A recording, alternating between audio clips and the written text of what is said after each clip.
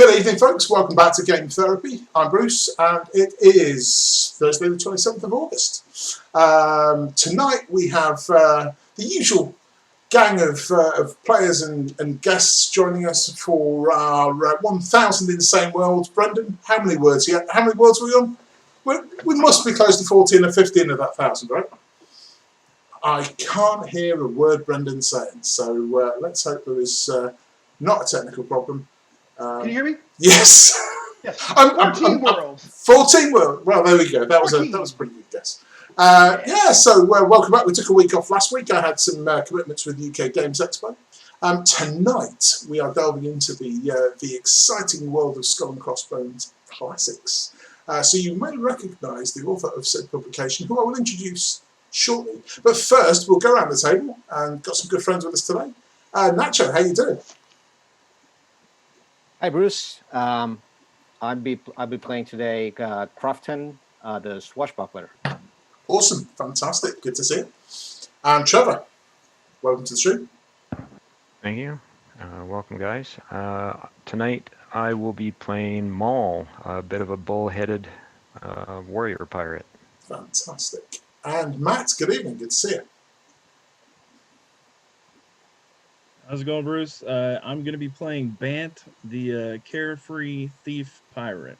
Fantastic. And I'm going to be playing Grub. Painting, I probably should. I like to paint minis. I've never done any pirates. Grub the pirate. And last but not least, before I introduce Brendan, the man of the hour, I should say, author of Skull and Crossbones classics, world-renowned pirate expert, and Bob, good evening, mate. Hey, Bruce. Well, I'm Bob, and I'm going to be playing Arthur Murderin' Mason, kind of an everyman pirate, an everyman sailor. So we get to play Skull and Crossbones Classics tonight, which is the first time I've gotten to play it, awesome. Which is kind of exciting. And it's available in print on the Goodman site, and it is available in PDF on Drive-Thru-RPG. Super. I'll help you there. I'm really, really, really sad that I haven't got my copy to hand, but maybe we'll get that later. Anyway, finally, of course, I'll introduce my co-host and the judge this evening, Brendan Nassau. How are you, mate? Very well, thanks, and thanks for that wonderful introduction and for having us and for being our tech guy as always and such. So very excited. This is my first game of Skull and Crossbone Classics. And this is sort of like I've got an adventure in mind. This is sort of like my first, toe in the water with an eye towards designing an actual Skull and Crossbones adventure. But today we are going to be starting off in 1718. We'll be starting off at Nassau Harbor when we begin the game and such. So the 5 of our characters tonight, they find themselves arrayed along a scaffolding, hands tied behind their backs. There's an executioner standing there by. This is a traditional, like British style. He's just wearing a hat. He's not. His face is not masked. He looks down the row while a magistrate reads off the charges. Arthur Mason, Crofton Thorpe, Mr.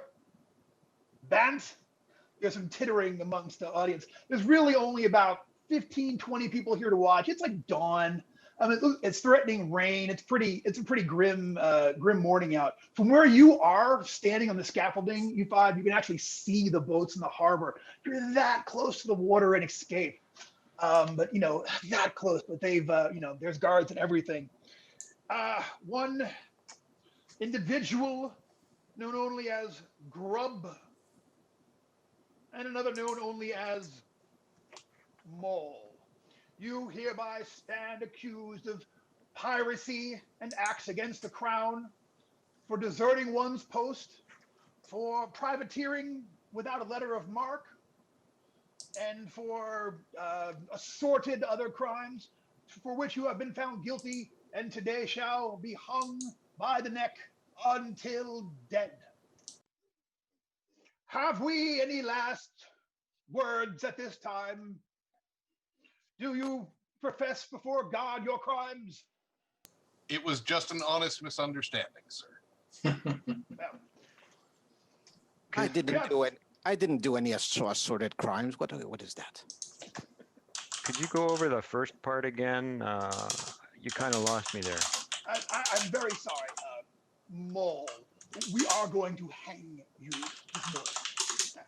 All right, then. Without further ado, and just then, you guys hear the report of ships' guns. You look out into the harbor, and somewhere far off there into the end of the water, you see this ship coming out of the mist, fires a broadside fusillade right into the town directly. Buildings explode. One ball hits a ship out of the harbor. I just got an echo. People start screaming, and there's mass hysteria. Another volley launches off from a second ship that must be somewhere slightly behind the first. And sure enough, one ball goes straight through the base of this scaffolding, and the whole thing topples over backwards. Everybody, all five of y'all, go ahead and give me an agility check.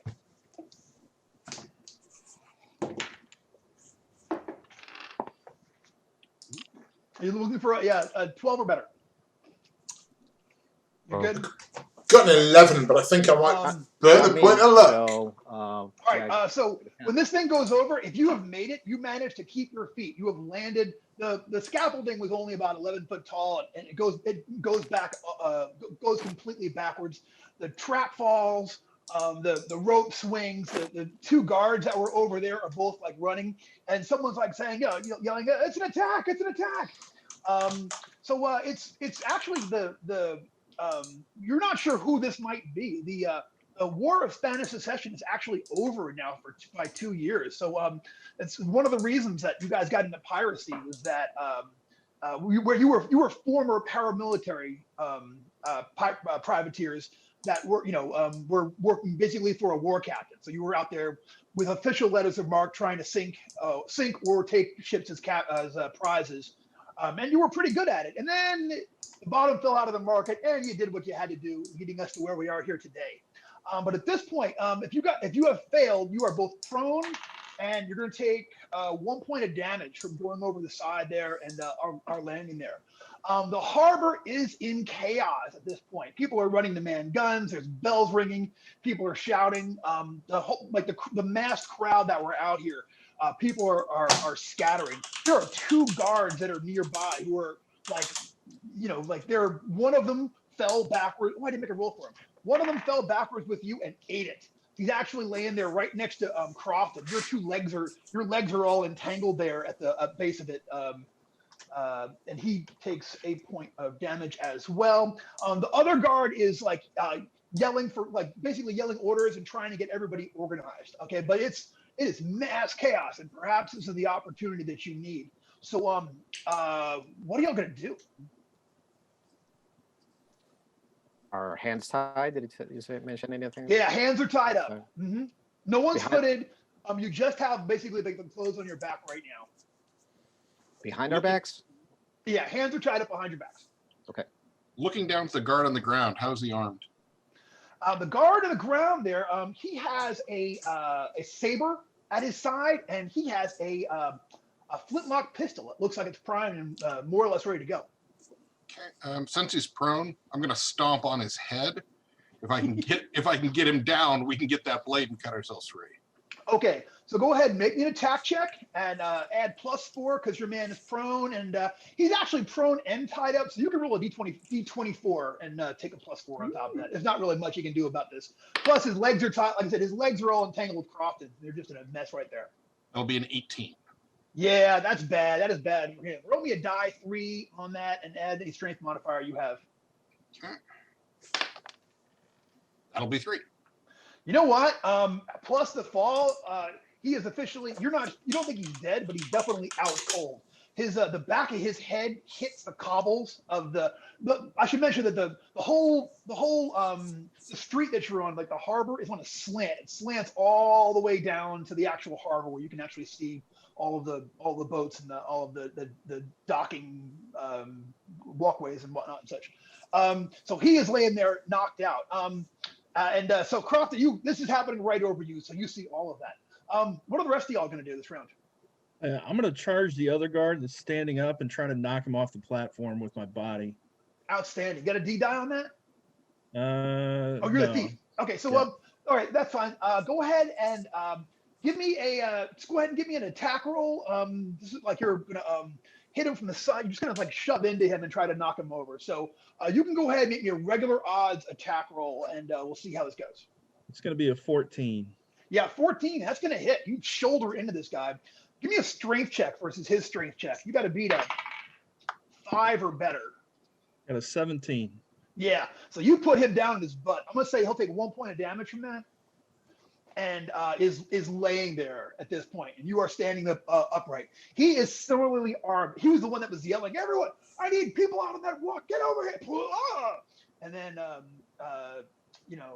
Matt just completely 86s him and leaves him laying there in the dust. So yeah, Bant is standing over him at this point. Maul, what are you gonna do this round?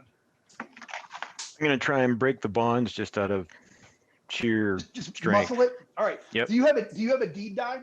I do. You can make a strength check, but you can also add your mighty deed of arms onto that as well.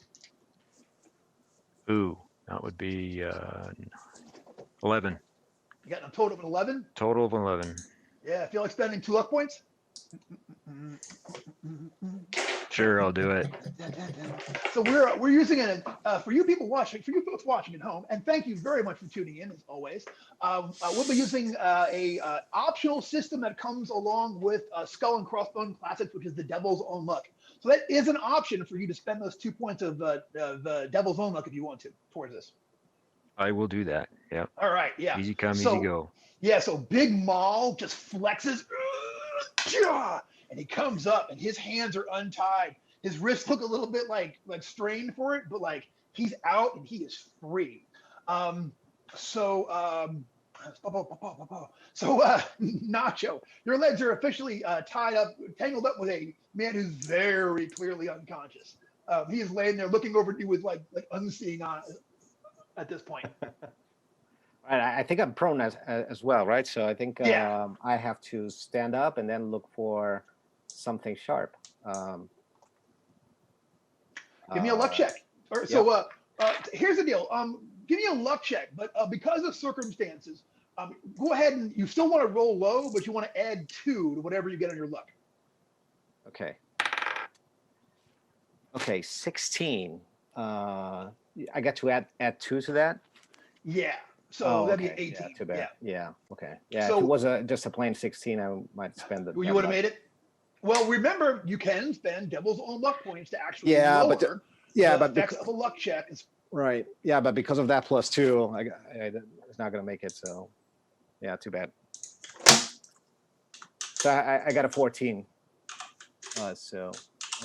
Did Brendan just freeze? Sorry, everybody froze to Okay. me for a minute there. Okay. Yeah, I think it was. Yeah, I think we're good. Yeah. Yeah. Okay. Yeah. So All I fail. Okay, so you're just going to leave it at that. All right. So Yep. you end this round standing up. It's difficult because your hands are tied up behind your back, but at the same time, like you're looking around for something to cut yourself free on, and you're not seeing anything. Okay. Yeah, I can In still. particular. Okay, but I can still run. Now I'm ready Yep. to run or whatever. Yeah. Yeah, so we're going to consider this a surprise round. So Grub, you're up. This is like on the chaos round when everything is going before people can actually start reacting to it. Sure. What are you going to go for? Okay, so I stayed on my feet by spending a point of luck. I think you're muted. No, I'm not. I can't hear you at all, Bruce. Okay. No, we're There you good. go. There you go. My bad. No worries. Yeah, so I stayed on my feet by burning a point of luck. So I'm going to try and wriggle free. Grub's quite an athletic fellow. He's going to roll over and try and pull his hands down behind him, stick his legs in the air, and get his hands out in front in the hopes that one of his mates are going to get the hand on the blade to be able to cut him free. Okay? So, Outstanding. So go ahead and give me an agility check. Okay, Sure. for that. And then you can go ahead and add your deed die to that as well. that's a 17. Does that get? Yeah. So you kind of like get your butt up on your heels. It Yep. takes you a full round to do it and Sure. stand up. But yeah, your hands are still tied. They're tied up in front of you now. That's what I wanted. Cool. Cool. All right, so let's go ahead and roll actual initiative, and we'll see how this all comes down. So D20 adds your initiative modifier, and the assorted guards are going to go on 6. All right, that is also a 6 for Murder and Mason, but if as y'all watching home watch me, I always give ties to players. So Mason on 6. That's a 9 for Maul. Nacho, what'd you get from Crofton? I got a 4, a modified 4. So I think I actually going to spend that in it, Devil's Own Luck right now. Okay. Yes, I get to 6, and I get an advantage there, right? Okay, yeah. If you spend them to 6, and you'll go before the guard. Nicely done. Yeah. And Bant got a 15. Bant got a 15. I got you, Bant. Bant, you're up first, bro. All right. Let me real quick. Crofton is on 6. And last but not least, Grub. 14. 14 for Grub. Nicely done. All right, so Bant, you are up first. Okay, so you knocked that guard. No, what did you do last round? Yeah, I charged the guard to try to knock him off. You knocked the other guard down. So this round, he is getting up and he is going for both his pistol and his sword at this point. But you have the initiative. Your hands are still tied up. I'm gonna jump off the platform and try to run to the nearest house that I can find. Okay, so you're actually you're looking at shop fronts here. You know what I'm saying? Like you can run into a shop front, and there's a lot of little shops out here. Yeah, I guess you could actually find that. You could find like a small, little hovel there on the edge of the water. Yeah, either or. I'm gonna jump off the platform and sprint to the nearest closed off location I can find and see if I can threaten somebody into untying me. All right, gotcha. So yeah, you run into this place. You know what? Give me a luck check. We'll see what kind of resistance you find there in the interior. So roll me a d20, but add 2 when you want to get under your luck. I got a 14 and my luck is 13. Yeah. So you could spend a Devil's Own Luck point. Yep, you could spend 1 Devil. Oh, or did you already spend them? I haven't yet. Yeah, well, I'll go ahead and will a tie make me a win? Yeah, if you spend 1 point Devil's Own Luck, that'll be a tie, and you'll be in the zone. So that'll be a success. All right. Yeah, so you run into this house there, and there is this you actually running into this the fishmongers, like fishmongery, and he's actually standing there with his fish knife there on the block, actually cutting up knives and such. Well, he was. Now he's looking around because there's explosions. He sees you and he's like, "What happened to you, sir? Are you okay?" Let me out. Untie me right now. What happened? What's going on? I don't know. Anything? Leave my hands loose before I do something you'll regret. No need to be cross, sir. He just doesn't get it. He doesn't really, you know what I'm saying? He just doesn't get it, as it turns out. So you are getting yourself untied this round. You have run into there. You can see the rest of you can see the guard that he did is actually tracking him, watching him as he runs into this store. This round, guy is going to cut you loose. But Grub, you are up first. I think I'm just going to charge the guard. Brave or stupid, you guys decide. But yeah, I'm just going to try and shoulder barge him. You know, black powder, it goes off, every now and again. I'm more scared of the blade, put it that way. Okay, so Mighty Deed. Oh yeah, absolutely, bro. Okay, it's basically trying to knock him prone. So that was, I presume, strength. So that is strength, 10. That's 14 again. Yeah, that's a hit. And so go ahead and give me a die 3 plus your strength mod plus your D die. This is non-lethal.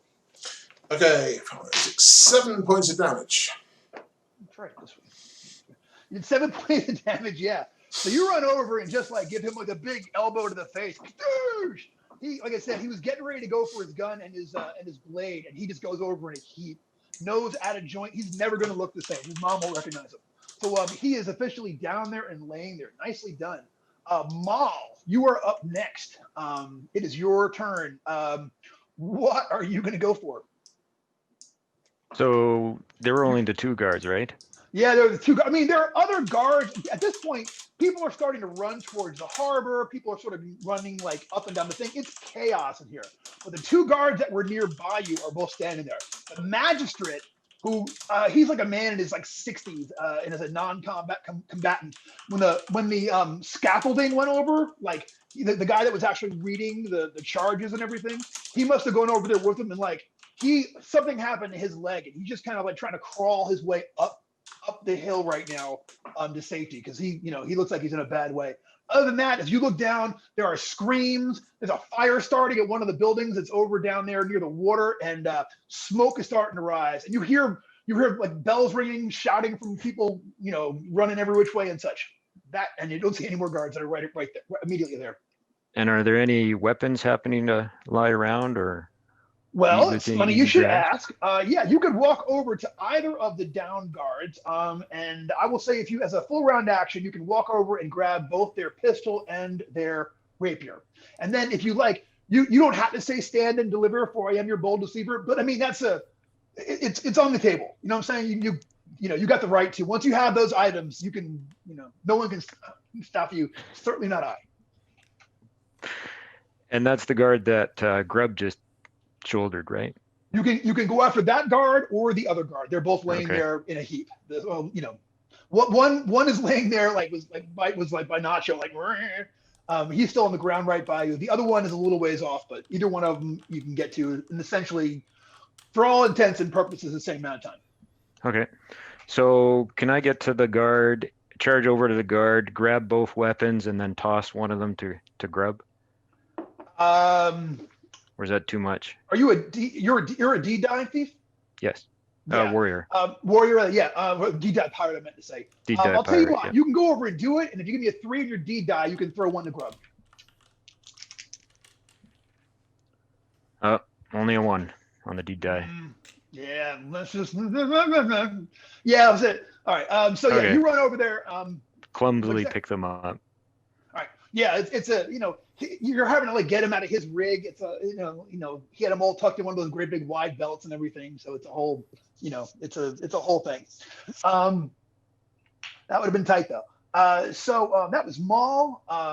It is Mr. Mason, and then Crofton, and then the town shall go. Crofton disentangled himself from the unconscious guard, right? Yeah, Crofton, you got yourself free from that guy. Yeah. Okay. Yeah. Well, then I'm essentially going to just backflop onto the unconscious guard. I'm going to use him to break my fall, so that I can, with my hands behind my back, pull his saber out of the sheath a little bit and start sawing myself free. Gotcha. All right, cool. So you kind of backflop down on him, and you start working on that. I'm gonna say it's gonna take you a round to get yourself cut out of that thing with your man saber, and I'll have you do an agility check for it next round. You'll be able to do it either way, but you might cut yourself. You know what I'm saying? All right. So this round, Mason is down there, like trying to get himself cut free. So that leaves Crofton. All right. So Crofton is still baffled that he couldn't find any sharp objects around him, and then suddenly, Arthur just leaps in and and starts doing it with the saber. It was very confusing. And so I start going into some crazy antiques, as a swashbuckler that I am, going onto the the blocks and the broken scaffolding, like jumping from one place to the other. Just trying to find a place where I can try to, break my. I'll tell you what. If you give me a DC 15, or let's say this, give me a DC 12 agility check to jump up there and to get it to the top, right? Yeah, but if you get a 15, I'll say you can jump up to the corner, like get far enough along it where you can kind of jump down the side and like rip it on the wooden edge. I want to do that. All right, so you do it. I want to see some numbers. Hey, 13. Well, 15. Feel like a 15? Boom! Yeah, you do. So 15. So Crofton jumps up, runs across the thing, like looks, drops, and then manages to rip rip yourself down on those things. Give me an agility check. Secondary agility check for that. That'll be just a 9. Yeah, you're gonna take a point of damage. You also get Okay. yourself a little bit of net. Mm-hmm. It was worth it. All right.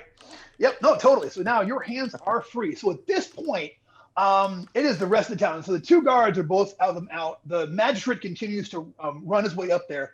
I'm rolling for a wandering encounter at this point in case there's like, because there's stuff going on.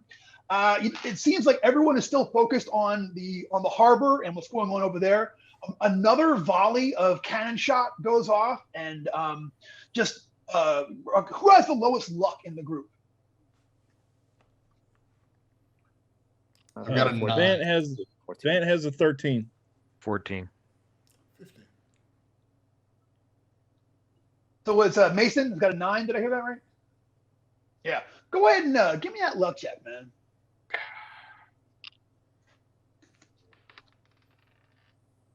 I have an 8. Oh, you got so no problem. All right, so a cannon shot does hit the cathedral nearby, and it sends splinters all across there. But you manage to like duck out of the way and not take a face full of shrapnelized wood from the local church. All right, that is it. So you guys are also on the town round and such.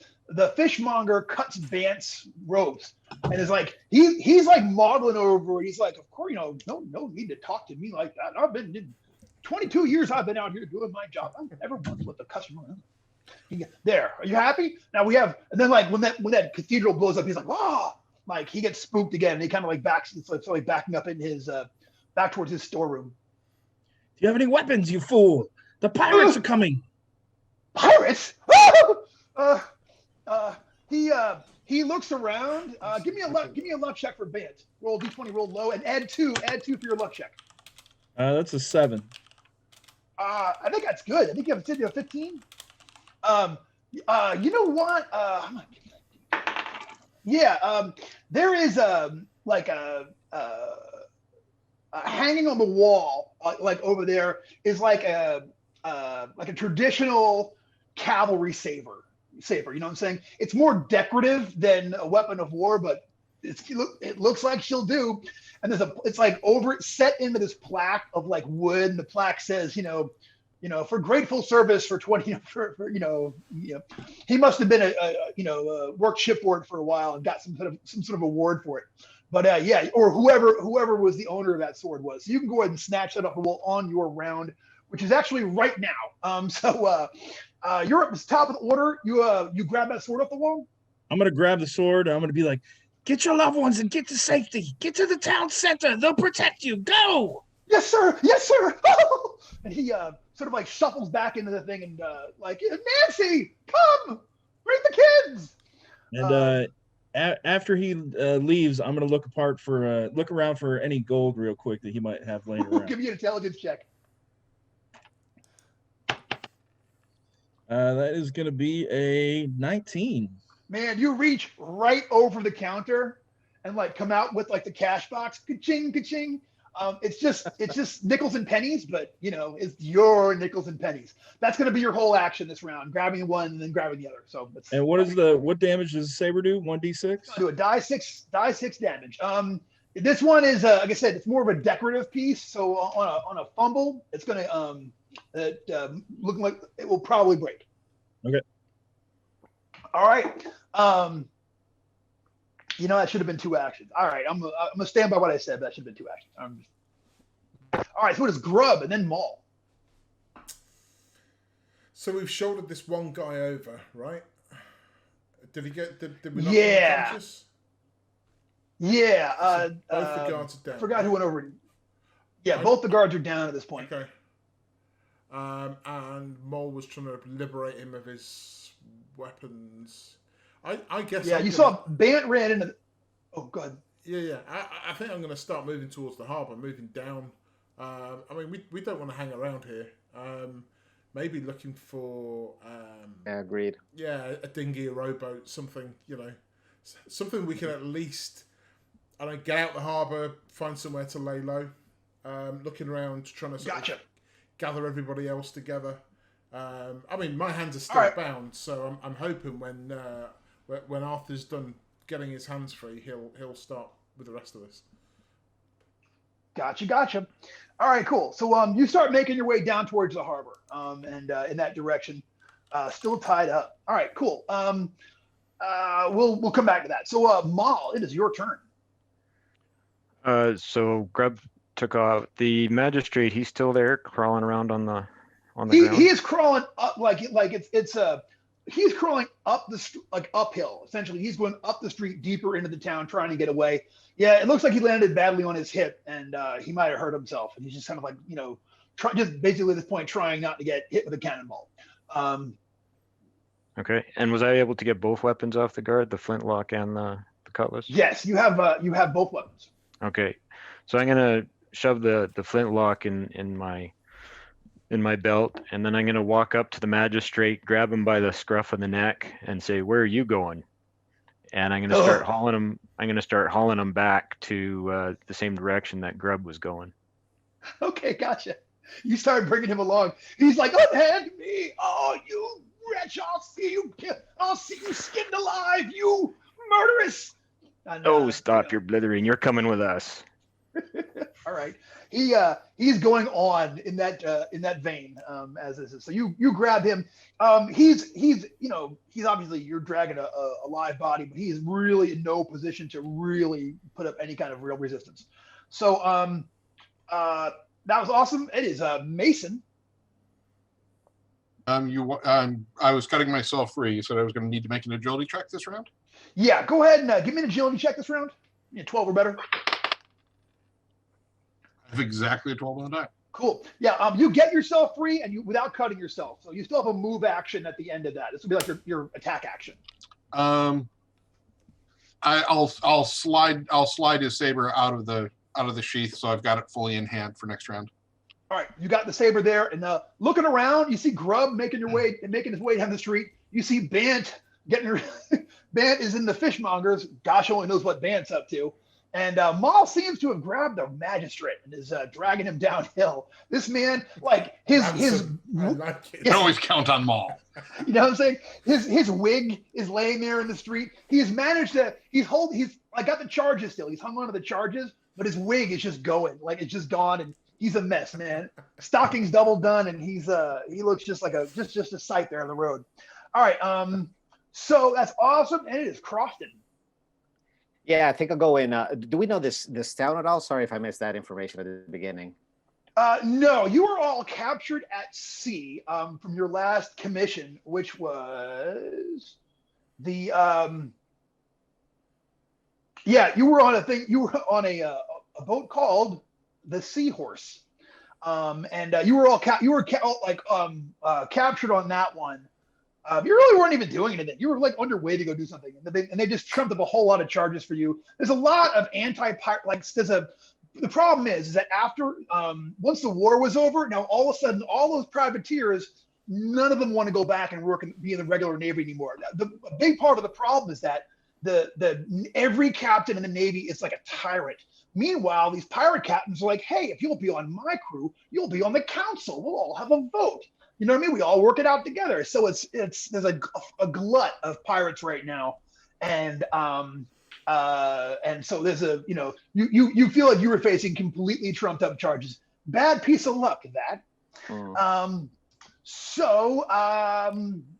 That's what you see. I hope I answered your question. Yeah, so I think I go in Grub's and Mole's direction. It's just that whether we knew where we were going or. Gotcha. So we're heading in that direction. So at this point, is there going to be a general exodus of everyone sort of like heading down towards the water? I think All right. so. Right? Okay. All right, cool. So it's like I said, it is bedlam. You are going up there. There is still cannon shot going up there. People are trying to put out fires. People are running away. People are running towards. It's just absolute chaos on your way to getting down there and such. Is somebody? It will go quicker. Okay, right now, Maul is single-handedly dragging this magistrate who seems to have broken his hip. If someone is going to someone can help him along with that, you will make much better time. All right, Mason's going to go ahead and grab, like, and again, the man, he is promising every torment hell has to offer this entire time. I'm not even going to, he's Brendan? just, yes. As I rise, I'm going to use the saber to kind of push myself up. I'm going to use the saber, essentially in the guard's belly, because the name is Murder and Mason. And I'll toss his pistol over to Crofton before going over to help drag the guy away. Crofton, you have so those pistols, they do a die 10 damage, and within one range increment, they crit on a natural 19 or 20. Okay, great, thanks. All right. So you guys make your way down there to the water. Like I said, right now there's a lot of people. People are actually starting to get together like shore defenses, and sort of like some people are trying to launch boats. A whole bunch of them are like a big section of the boardwalk and the dock had just been completely splintered by just a fusillade of these cannon shots coming from. And now you can clearly see that there are two ships out there. Everyone, give me an intelligence check. Bant got a 21. Yeah, man, like you totally recognize that one ship. Yeah, that's the Antelope. That's being led by that's Captain Edmund Twee. What the hell is he? Why is he even here? Like, you know what I mean? Like you knew him back from the privateer days. You have no idea why him and what looks to be. You got a 21, you said? Probably a captured French ship. You have no idea what they're doing here or why they are attacking. That's certainly his boat, the Antelope. So who even knows? When you get down there, most of the docks have been completely, said like on the eastern side of the dock, it's completely been blown apart. Like I said, just flinders. Looking around, there is one boat that is all by itself. There's one pier on the far west side of the dock. It is one boat all there by itself. It is a sloop. It's a single-masted Bermuda-rigged sloop. It's the only ship. Every ship there has got people running around on it, trying to launch, trying to put out fires, trying to whatever. There's nobody on this ship, like not a soul. And that is what you see. Oh, and that ship on the side there says it's a boat you've never heard of before. The Saint Genevieve. That's the name of the sloop? The Saint Genevieve. Yeah, it's the name of the sloop. You've never heard of it. Seems like she's waiting for us. Yeah, I'd make sure everybody's got eyes on it and start dashing in that direction. All right. And then, as we're heading over there, I'm going to look in the crowd of everybody getting defenses and try to spot the richest person and see if I can pick their pocket as we're moving along. Absolutely, dude. Give me a pickpocket check. See what my bonus is. +6 to 6 is 12. Yeah, 12. You're like spending a point of luck on that one. Yeah, sure. I mean, that'll be another 15 total with the 1d4 luck. Yeah. You know what? You wind up with this man's purse, but also he has this amazing silk hat. And you sort of bump into him, and it like he's so occupied that you get this purse, but the hat just kind of falls into your hand, and now you have a fancy silk hat. I am definitely going to you switch hats. You guys, well, that's actually an issue. None of you had hats. You guys were okay. You didn't even really. I didn't call you on putting that blade into your belt or the gun into your belt mount. You don't get a belt. They were literally. You guys were in peasant slops. They were just going to hang y'all and bury y'all in the grimy prison clothes you had. So right now everyone's in full grimy except Vant's got this rakish, you know what I mean, like Sunday going to meeting hat on, you know what I mean, like just looking. Sorry, it was a southernism and such, but other than that, well then Maul will pull the gun out of that's been sliding down his trousers because he has no belt. He'll kind of shake his leg and it comes out the other end. He'll pick it up and who doesn't have a weapon yet? Yeah, my hands are actually still bound, but I'm sort of shuffling as long as I can. He's just like running. Whoa! Wait, this flintlock's loaded. Just yeah. Here. I'll give it to Grub and say, hold this. Yeah, if you could cut me free, I'll gladly Cut take him it. free. Yeah, we do that, Brandon. So, All right, okay, go ahead. yeah, are No. there any other random soldiers that are lying around, just you know, that we can take their weapons off from? Give me a luck check. Roll me a d20. I'll tell you what. Everybody can make one luck check to try to like tell me what you're trying to grab. Roll me a d20. Add 2. And you're trying to get equal to or under your current luck. Got it. Okay, I got it. Oh yeah, got it. You got it. Yes, and you can grab a sword from someone. You can get a cutlass, die 6 damage. Right. Mm-hmm. Anybody else make that roll? Yeah, I got a 4. I'm trying to look for any kind of firearm or ranged weapon. Hey, you can, yeah. Oh, okay. you can have mine because I mean, Okay. not mine. The one that Arthur gave me. Oh, we understand. It's yours now. Well, right, I mean, yeah. baby. we might have Possession found is another one. 10/10 of the law. All right, that, gotcha. Yeah. And like you said at one point, like you guys passed this one ship is completely on fire, and the stevedores are actually all trying to like hand goods off of it, and like they're like doing like a chain over there, and like the last one has this great spyglass, and Arthur's like yoink, and the guy's like without anyone noticing any of the difference. Arthur just like gets in the chain for 1 second, like, you know, heads off there. So Arthur has got a hip-looking spyglass with a strap. The guy's still like this, you know, just holding air. You know, he was like, "Here, be careful with this. It's worth a lot of money." The guy's like, "Yeah," and he hands it over to Arthur. It's like, you know, just like, you know, heads on down the dock. Yeah, you know what, Bant? You were looking for a gun there. Yeah, you actually pick up a blunderbuss. This is like a one-shot All right. pistol, or rather a one-shot long gun. It's loaded, but it is not primed right now. And yeah, this will do 2d6 damage if it hits. And once again, within 1 range increment. This is sort of like my thing. For this, firearms within 1 range increment are going to crit on a 19 or 20. Okay. Although a 19 won't be an automatic hit, but I can't imagine. I mean, no one's got plate mail, you know what I'm saying? So it probably won't come up. Anybody else make that luck check? Mole did. All right. Oh, I think Grub did as well.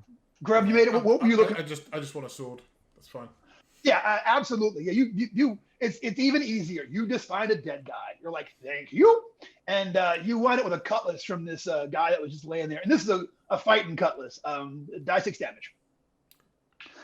Yeah, you guys all make it there to the edge of to make it there to that ship. So the Saint Genevieve, it's a like I said, single mast mainsail Bermuda rig sloop, and looks like, to your practiced eye, looks to be about 75 ton, and like all sloops, it's got a shallow draft, which makes them they're very popular among pirates because you can creep them into like rivers and things where bigger ships cannot go.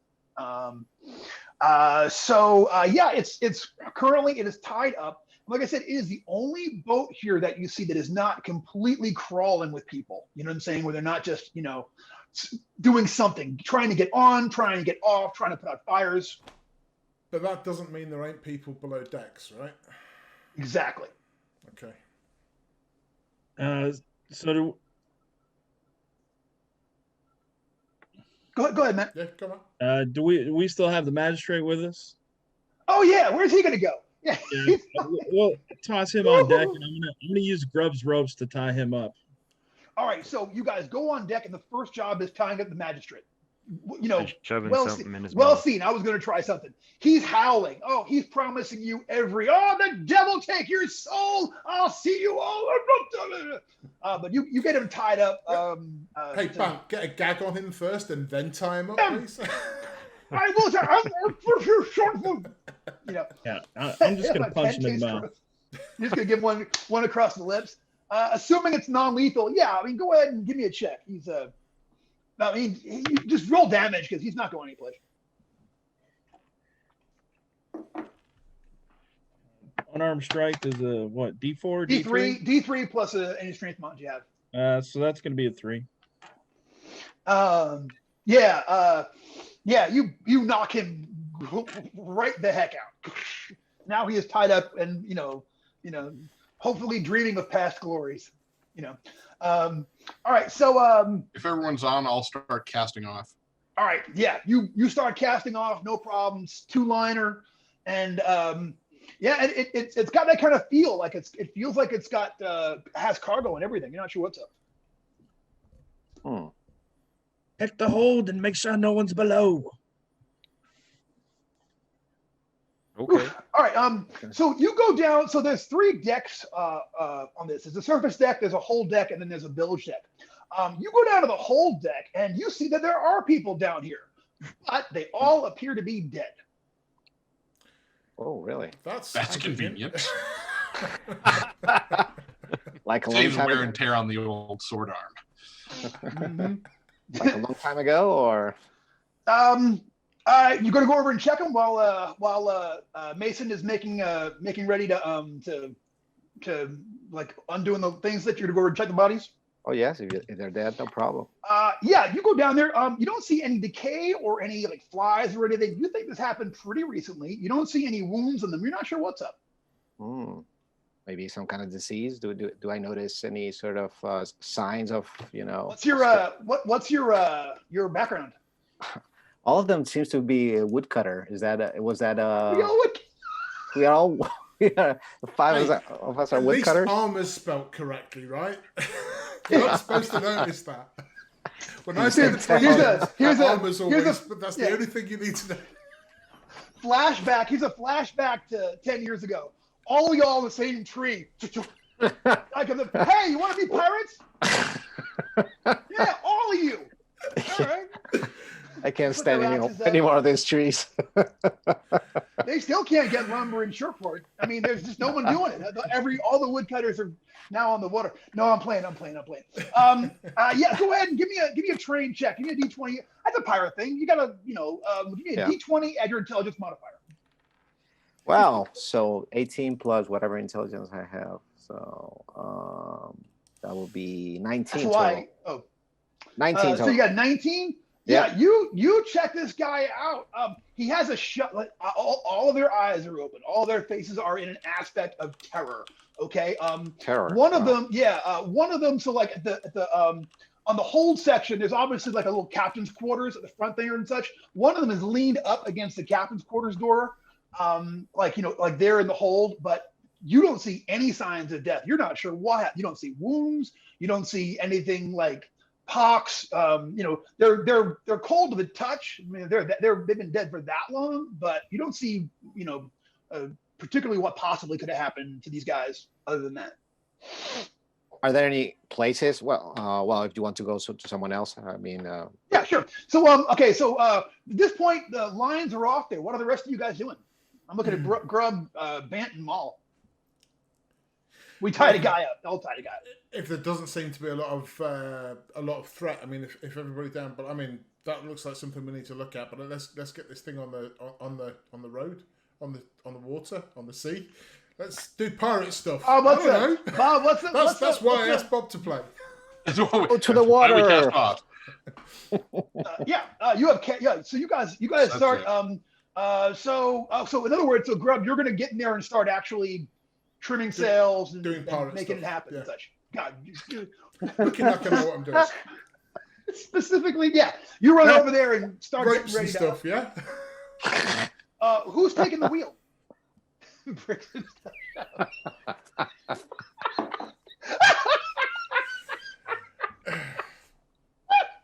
Look, I read Treasure Island once. That's the only thing that qualifies me.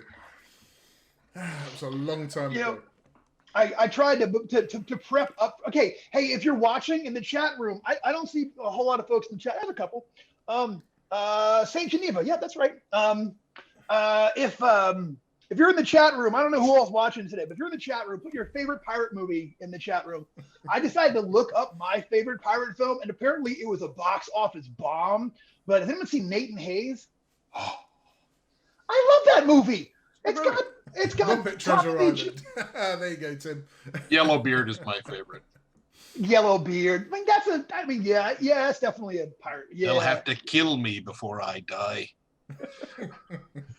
£10, 2 pence for a Anything with look. Errol Flynn in it, What? but let's No. face it. Anything he was with a Errol better Flynn, Robin Hood.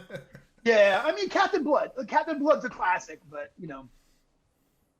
And I like that one with Gina Davis and the monkey. Cutthroat Island, another box office flop. I liked it when I was a kid, though. I heard it was Yeah. real, but how did Nathan Hayes not do That's such a fun movie. My favorite of the ship films, my favorite was Master and Commander. That's amazing. But I actually wanted to rewatch it for this. I just didn't have the time. So, all right. So, yeah, you guys do all of the boat things. You know what I mean? Lines get cast, sails get trimmed. Who is actually taking the wheel? Well, Bant has the hat, so Bant will go up to the wheel. He does. Absolutely. Yeah. Sounds All right. good. So you start sailing out towards there. Bant, give me a luck check. Roll me a d20, add 2, and try to get under your current luck. That would be a 13 total, which is exactly my luck. Boom. Yeah. You're making your way out of the harbor, and the Antelope actually, you see like all the guns kind of go over to you for a minute. Then someone's like on the board, like, you know, there's some shouting on board, and someone's like, Bant? Yeah, man, it's Captain Tweed. Captain Tweet, is that you?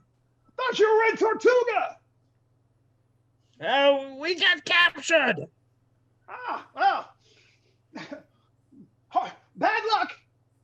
You've provided a much-needed distraction for us to escape. I see. Well, then, you'll at some point. I hope you get to return the favor.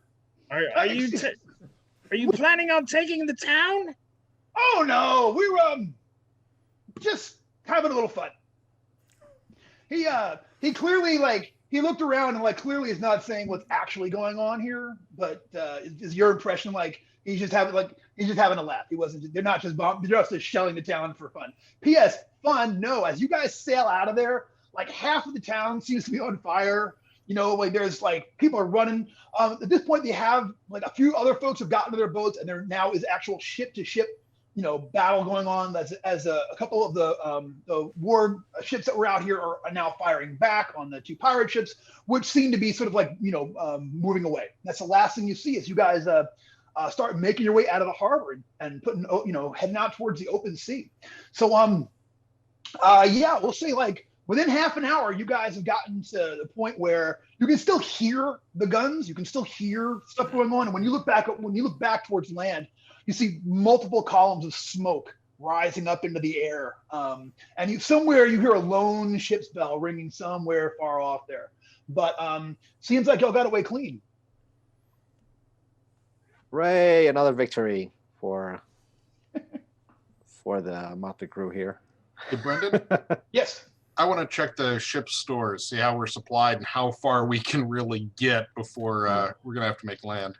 How much Gotcha. money? That's important, right?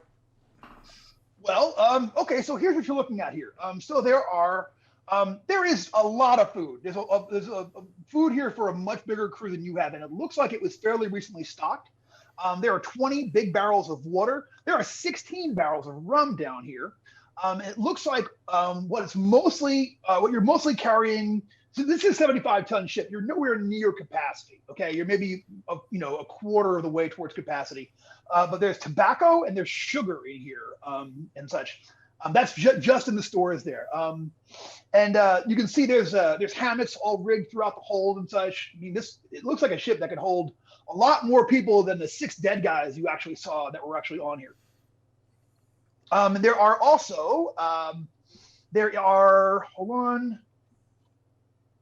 on, 8 guns. There's 8 cannons on this, and there's shot.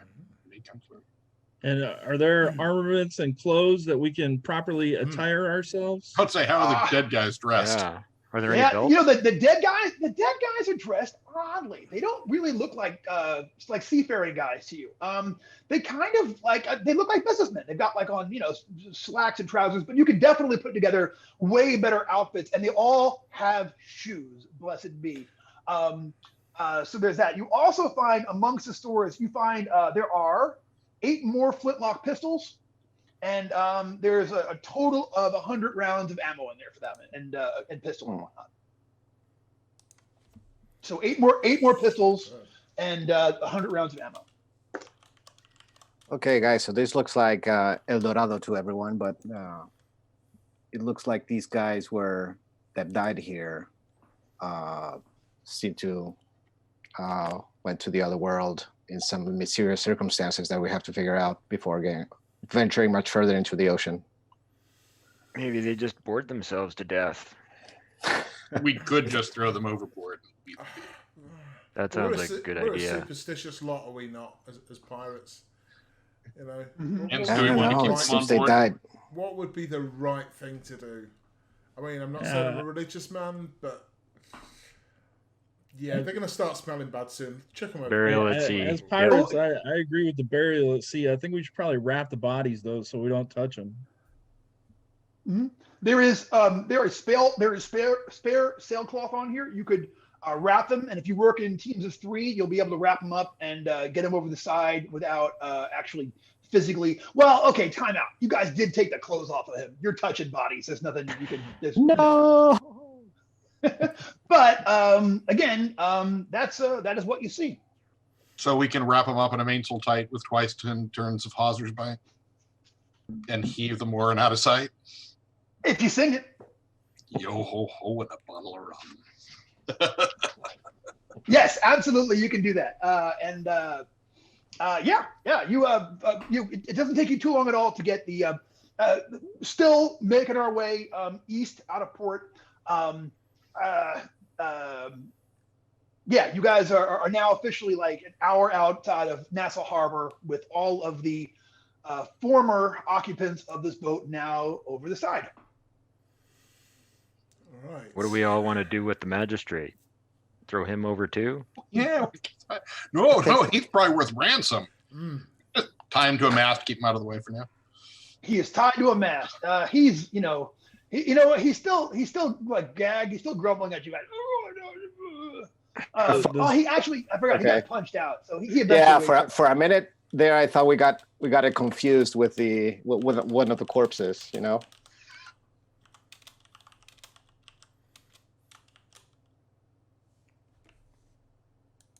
Oh, did the stream freeze for everybody else?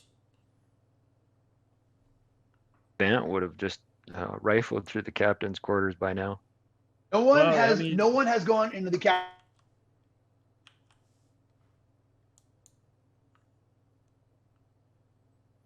Okay, looks like I might have a connection problem.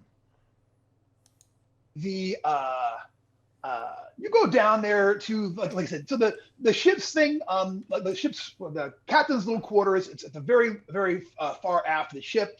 You open it up. It is a small but very neat and well-maintained place. There is a bunk there. There is a tiny little desk.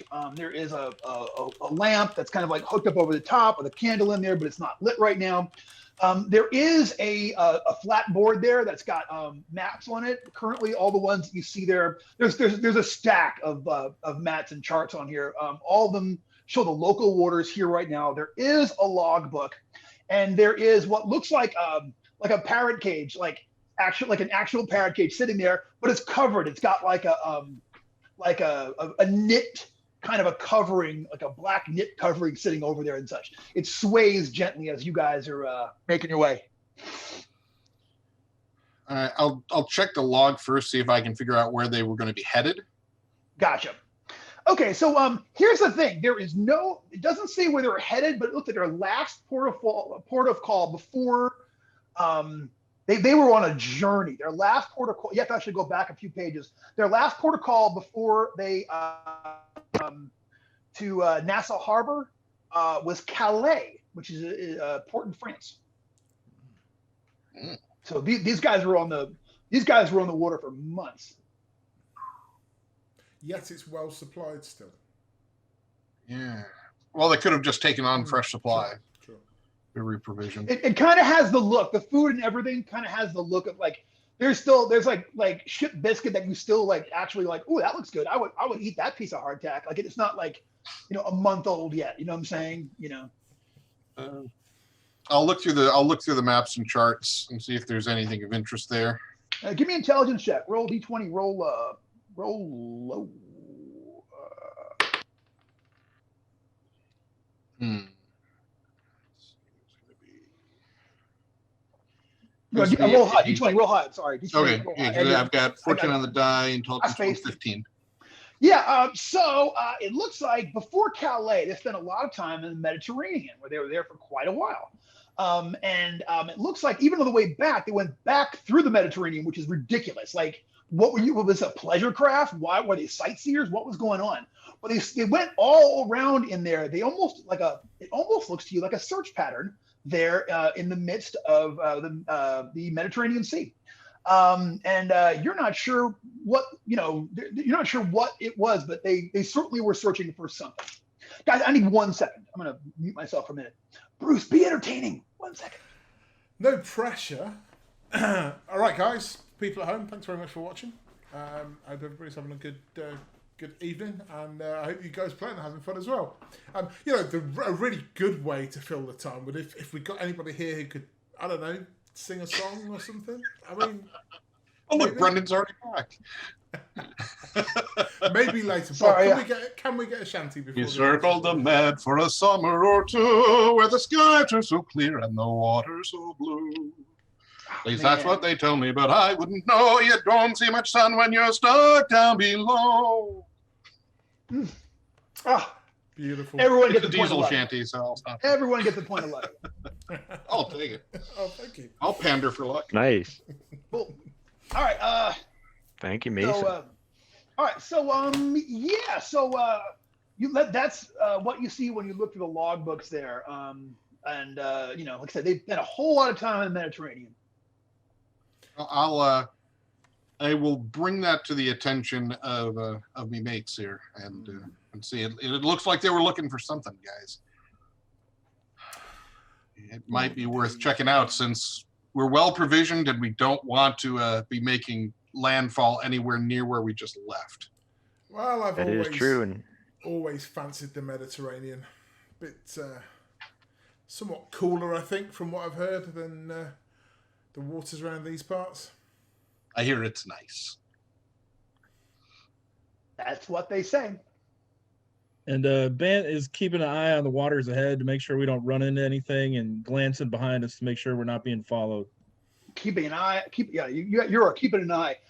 Looks like at least at this point, about 70 minutes outside of Nassau. It looks like you guys are no one's following you. And every once in a while, you still hear the boom of a cannon or like that lone bell seems to be getting further and further away.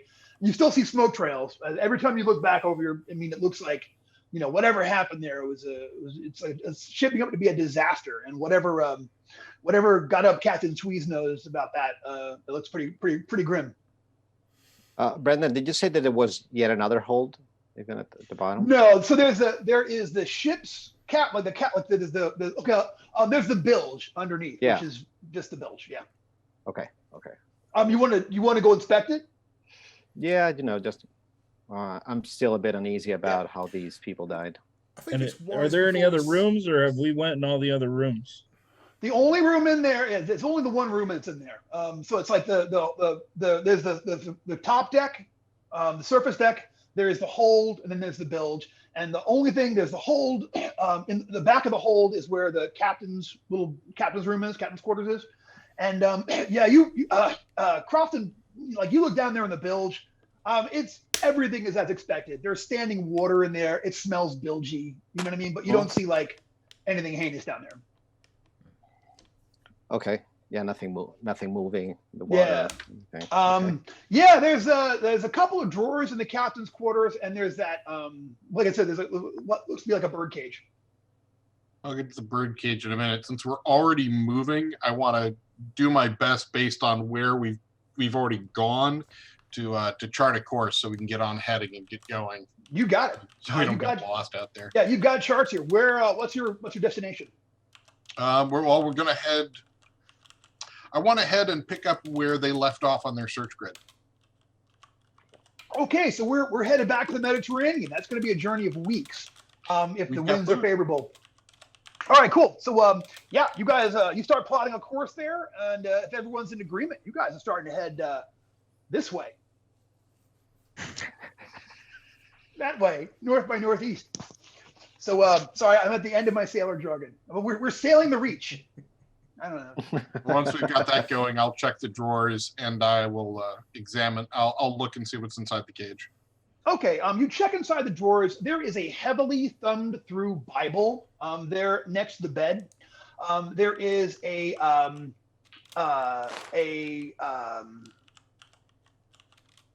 there's like stationery down there and some writing utensils and writing stuff. There's nothing like under the bed. You find there are clothes that are down there.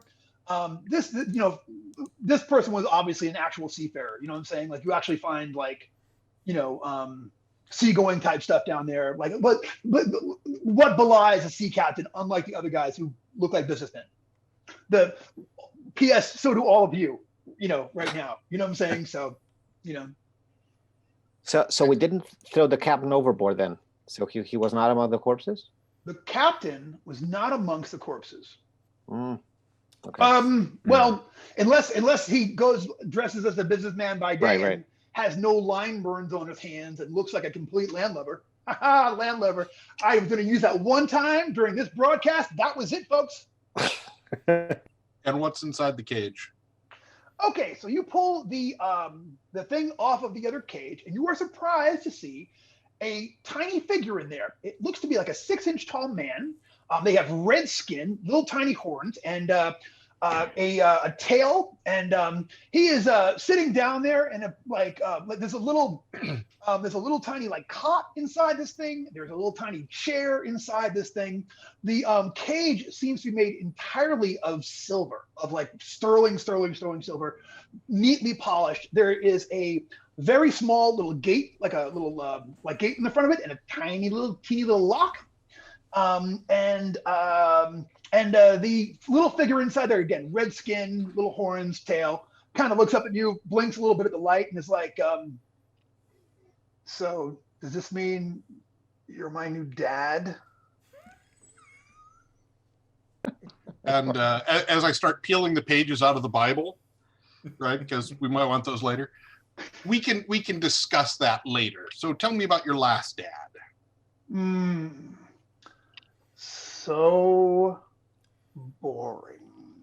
Oh, we don't like boring. No, we do not. I'm Murder and Mason. What do they call you? Oh, he says, so few people ask. And he stands up and he says, I absolutely appreciate politeness. He says, they call me Lemon Cut. And I'm not at your service, but it's good to meet you. I'll take it. What can you tell me about where they were headed? They were looking for something. They're headed what they were looking for? So they actually did as I see. They were going to take me, I'm afraid, on a journey someplace far, far away. But unfortunately, the circumstances took them down under beforehand and such. Hey, you know what? If you were to let me out, I would do a dance for you. I'm a very good dancer. Well, I'm sure you're a good dancer, but I think when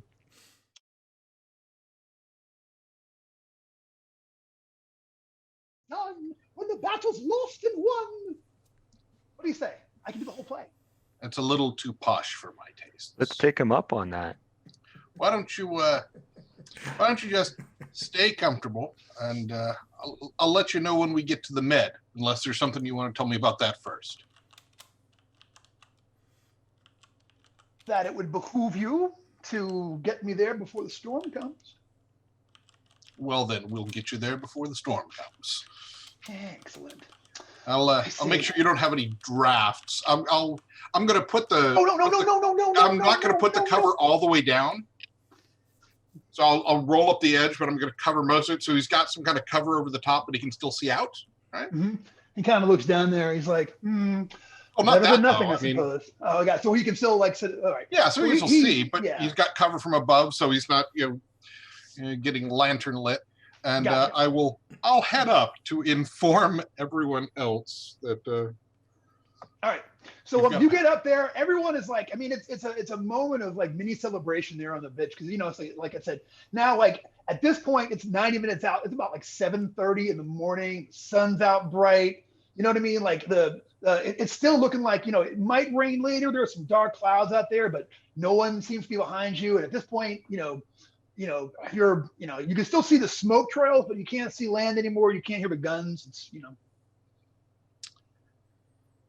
So we have a passenger. A passenger? Who? And I'll walk up and I'm going to kind of breathe at Grub. And you can tell I've not been drinking heavily. He's about yay tall. What? Some kind.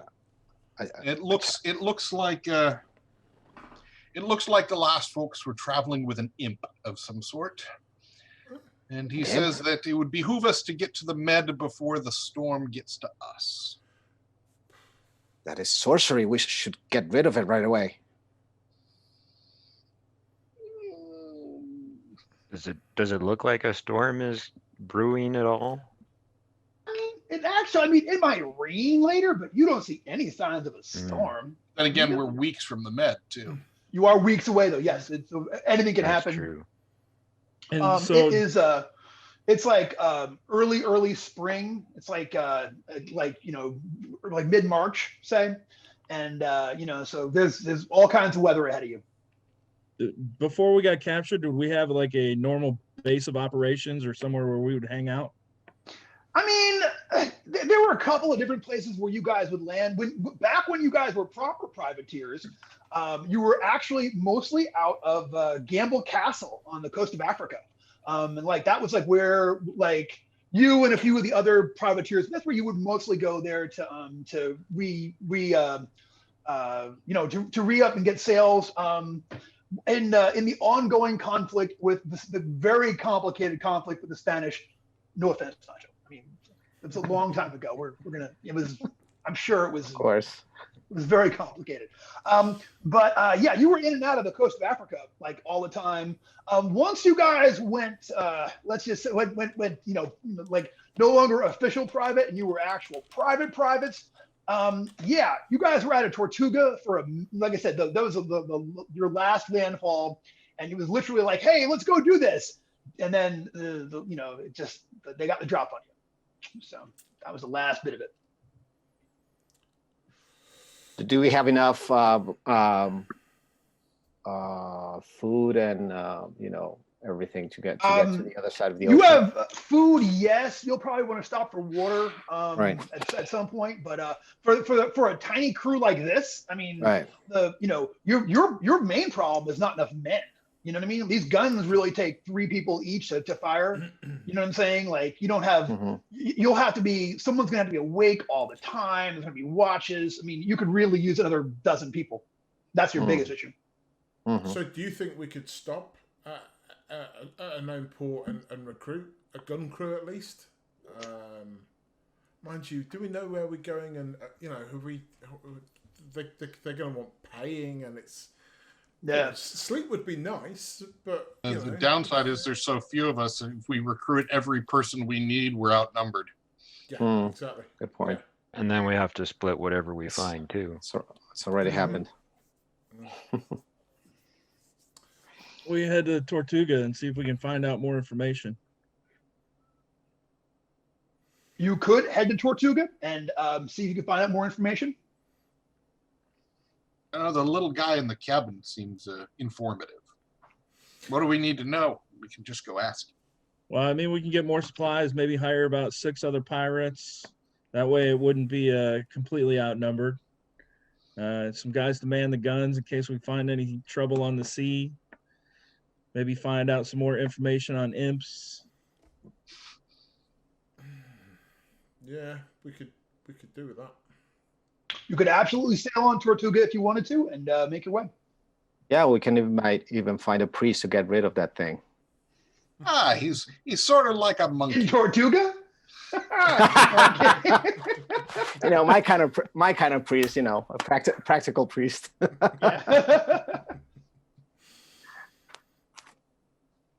If you want to go to Tortuga, I can certainly chart us there. But if he's telling us that we might be on a timetable with a storm coming, it's not in our way. Is that what you mean? Well, there's direct routes and there's indirect routes. Tortuga would definitely be an indirect route. How long until the storm hits? I would rather be on land than on the sea. Well, he's saying sometime before we get to the Med, maybe. We want to get there before it does. Could be a couple of weeks. So we should have hopefully some clear sailing before then. What kind of bounty would we receive by taking this little creature there? I don't want to do it just for fun. Well, it looks like the men who had this ship before us, who were holding it for us, were searching for something in the Med. They were going back and forth, looking for a place, maybe a small island or a shoal, who knows? But right now, I've charted us so that we can resume that pattern. They've already searched a good portion of it for us, so whatever they were looking for, we'll find it a lot faster than they did. Do you think this imp's talking straight, Arthur? Does a storm mean he's an imp. We give him enough rum, he'll be fine. I wouldn't trust me mother with him, but yeah, maybe as we're sailing, try to get him drunk and see if he talks a little bit more. I will volunteer to spend my time below decks drinking with you. It is a grave imposition, but I will do it. Imposition. So, are Tortuga and the Mediterranean in the general same direction, or are they completely opposite? Tortuga's in Haiti. The Mediterranean is far. You're actually only you're probably about a week out from Tortuga from where you are right now. Hey, please, if I'm way off, tell me. I think that's about right, just from looking at the chart. But from the Mediterranean, I mean, you're looking at a 6-week journey. Like, 6 weeks with everything going right, and everything never goes right. Yeah, so if what we do you need guys to reckon, a pit stop, or do we push on as the imp suggests to beat the storm? I think if we're going to go on a 6-week journey, we need some kind of a crew to man the guns. I mean, the storm could turn out to not be a physical storm. It could be, could be another ship. I don't know. We've never needed anyone else before. We've done fine, kind of. You mean like since this morning?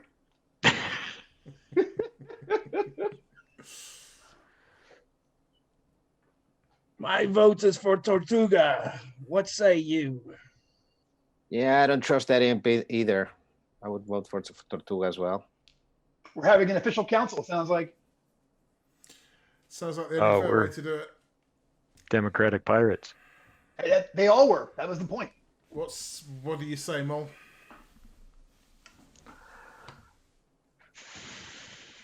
I'm hungry. I'm going to go get something to eat. Here's the thing. We just left Nassau. Tortuga is going to take us southeast. The Med's going to be east by northeast. But there's not a whole lot between us and the Med. So if we're gonna stop, actually, why don't we make? Can we make for the Turks? They're gonna be a lot closer. Yeah. I think that's probably only a couple of weeks out. Yeah, you could stop there for supplies and see about putting a crew together there. That sounds like a good plan. It's closer, it's smaller, we're less likely to run into a government contingent. I'm liking Mr. Mason's plan. Yeah. Are we in agreement? Sounds good. Yep. And do we need to try to conceal any identifying marks on our vessel? Let's rename her anyway. Now, that's super bad luck. I mean, it's done sometimes, but like renaming a ship is like. All right. Well, we also want to make sure that we're not targeted by somebody. We don't want to look like a merchant vessel. Well, then again, if we don't look like a merchant vessel and the people we encounter aren't like us, I mean, we can certainly run colors. And it's not like anybody outside of Nassau is going to know we stole the ship for months. Has the ship got its own colours? I mean, what colours does it fly? I mean, is it? Oh no, well, let's see what flag she flew under. Yeah. I'll go take a look. What nation were they flying under? Yeah, it looks like they were flying under Portugal. Okay. So what's the relationship with the? Are the English the ones that are controlling this right now over here? Yeah. So when you left out of going back. So yeah, Nassau was the English colony. At this point, it was completely run by the English. The Portuguese, they're involved in their own things, but they really now that the war with Spain is over, like they're into their own colonies, but they're not actually at war with anybody this minute. Mm-hmm. Seems like a safe flag to run. Sounds like a good compromise. Yeah. Mm-hmm.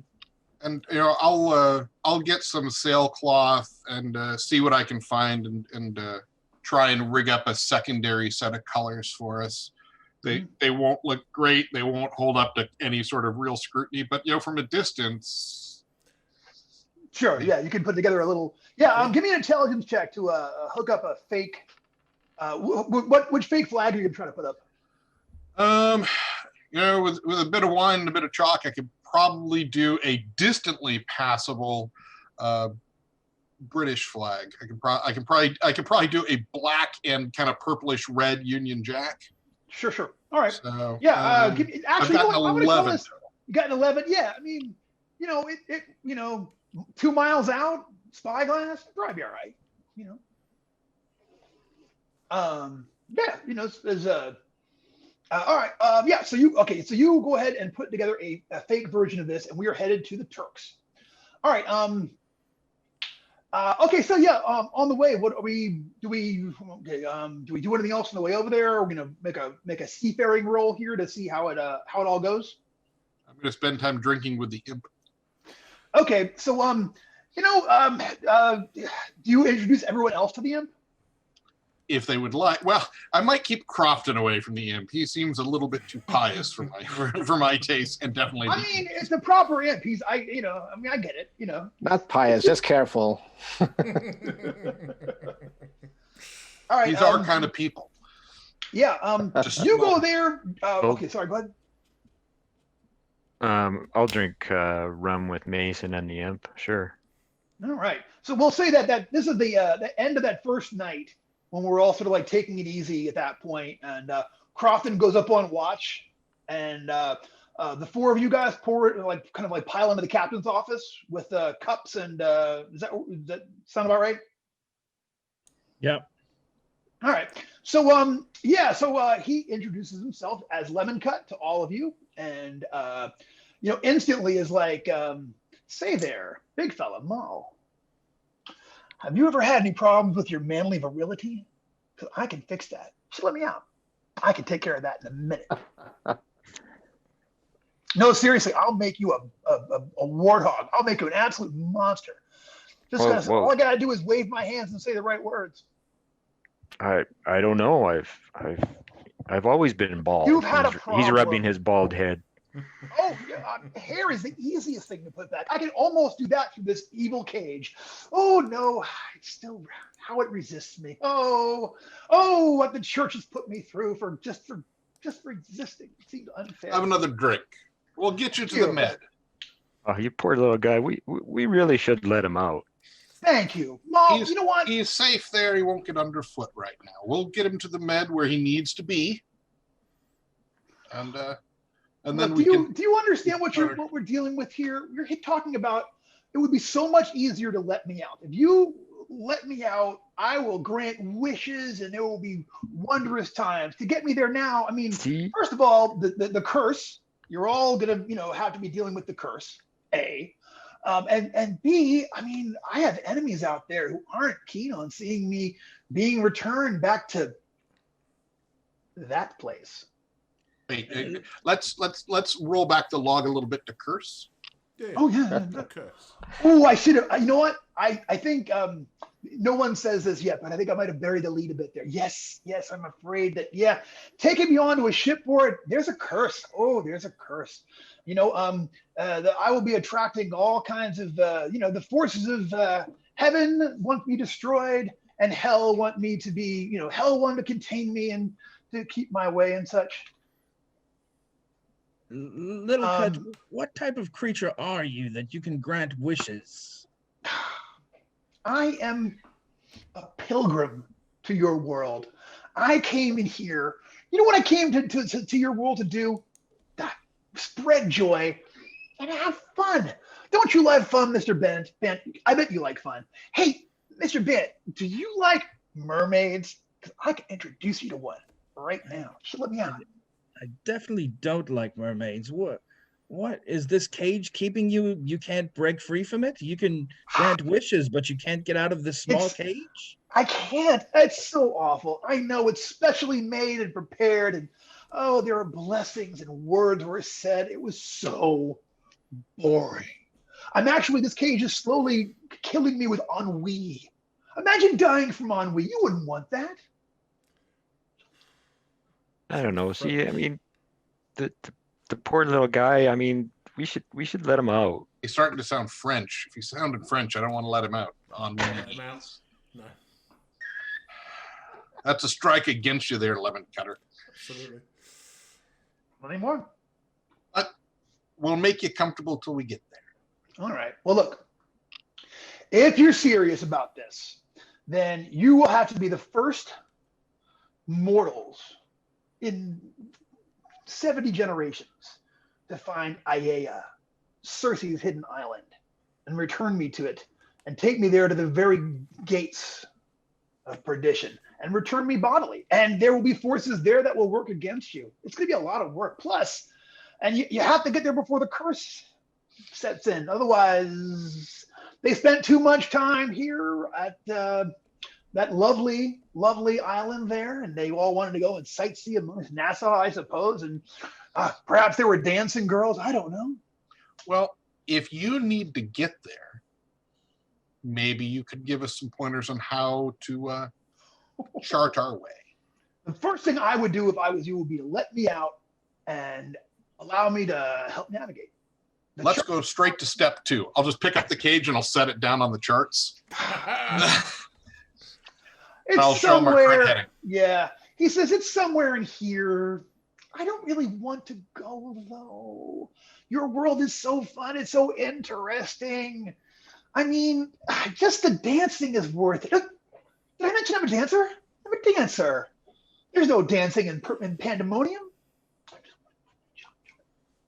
Sounds like he wants to go to Tortuga. Tortuga. I've heard of Tortuga. Oh, it's women in religion. Take me to Tortuga. Don't send me back. Well, Bermuda's right, on the so way. Maybe we'll stop and take him to a party in Bermuda. All right. While this is going on, Crofton, you're actually out front there, and you look up and it's nighttime watch. You know what I'm saying? So I mean, you're up there. It's everywhere. It's just water as far as you look. Sky is full of stars. The clouds are behind you guys. You're heading out of that rainstorm, that squall. And you know what though? When you look up, and every once in a while, you think you see eyes in the clouds, like pairs of eyes, like looking down at you,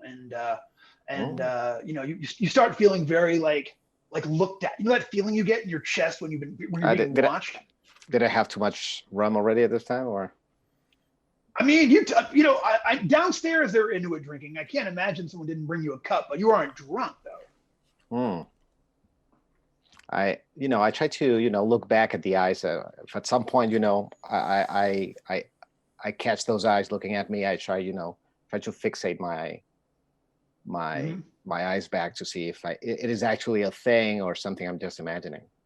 Yeah, you watch for a while, and you definitely think something is staring back at you. Give me a personality check. Roll me a D20 and add your personality mark. So, but is it in the sky itself, or is it among the clouds? Yeah, up in the sky. Yeah, up in the sky. clouds. Oh my God. Okay. Yeah. Oh yeah. Yeah, 13 plus whatever. Second. Straight 13. Straight 13. Yeah. You find yourself staring into what looks like eyes, and they seem to be staring back at you, and that now that like in fact you look up and like that one cloud seems to be following you. It's going again. It's like it's staying in a constant position up there. What's happening? I guess nobody around, right? Just me. And yeah. And the then density. a moment later, out of it floats an angel. An The angel. most beautiful thing you've ever seen in your life, all dressed in white, harp, wings, halo. It looks just like they told you. And it sort of flaps down there. It doesn't actually touch the boat, but it's hovering there above there. And it says, Crofton, listen to me. I am a messenger from he whose name is I am. I point at it with a pistol. I mean, I don't care about imps, but I'm not on the angel side either. Crofton, you must let that poor creature out. Let it free. Oh yeah, definitely. As soon as my colleagues, my partners are out of there, I'm gonna let it out, but let it out of this world. Let it free, and I shall see your soul safely into heaven for all of your transactions. I shall, with my own hands, like wings flapping behind it, with my own hands, I shall place your soul in the hands of the Almighty. But what are you? Are you really an angel? So I draw my cutlass and try to swing at it. Just you kind of swing out there. Yeah. You know what? You pass right through it, like it's a shot, like it's made of smoke, and then it kind of like laughs at you, and now it's like, you think Okay, you get to heaven, you useless prig? You're gonna die out here. You're gonna die out here. Your only chance was to listen to me right now, and now it's all over for you. Yeah, wait for me in hell. And I shoot at it. Watch. Can I shoot at it? Okay. Yeah, you take a shot, and it kind of passes through it, and it sort of like dissipates like smoke. Y'all from inside, you hear a pistol shot. That gun is now unloaded. That's your pistol. Okay. Bant is gonna run up to the top deck. Maul will follow. I'll rehang the cage, stop it from rocking back and forth because I'm nice, There you go. Rob's and gonna head cover back. it. But it's so boring. No. Cover it completely. All right. So here's the thing. For a moment there, it was out there hanging out there in like space there, and then all of a sudden, like it goes away like someone like someone forgot to put the special effect into the movie. You know what I'm saying? Like, whoa. Like it was here 1 second, there was no pop, there was no flash, it's just gone. Okay, so as soon as they come up, I start, rambling. I swear to God, well, not to God, but whatever. It was there, and it was looking back at me, and then suddenly, it was there and told me to free the imp, and then I shot at it, but it's not there anymore. I just go on and on. Yeah. Okay, so apparently Crofton has agreed with me that we should not currently release the imp. Either that, or he's found much better rum somewhere than we have. Yeah, what have you been drinking? Yeah, Oh, I'm gonna Bant's gonna elbow Maul and kind of give like the drunken symbol, like. Oh.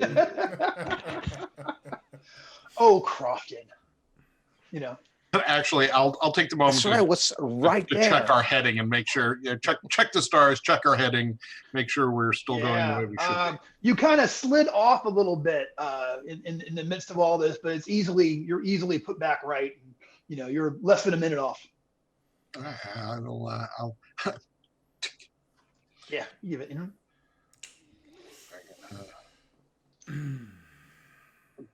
Grub, I don't know. you want to spend some time below decks telling dirty limericks to Lemon Cat? Maybe keep him quiet for a bit. I think that would be wise. Let's keep him busy, and maybe we can even loosen his tongue a little bit. Give him all the rum you'll trust him. I don't trust him. So yeah, I'm gonna head back down. I'm gonna unceremoniously whip off the cover. Thank you, Grub. Grub, how would you like to meet the most beautiful woman on earth? This is what she would look like. Just picture it. She's beautiful. It's not doing anything for me. Grub!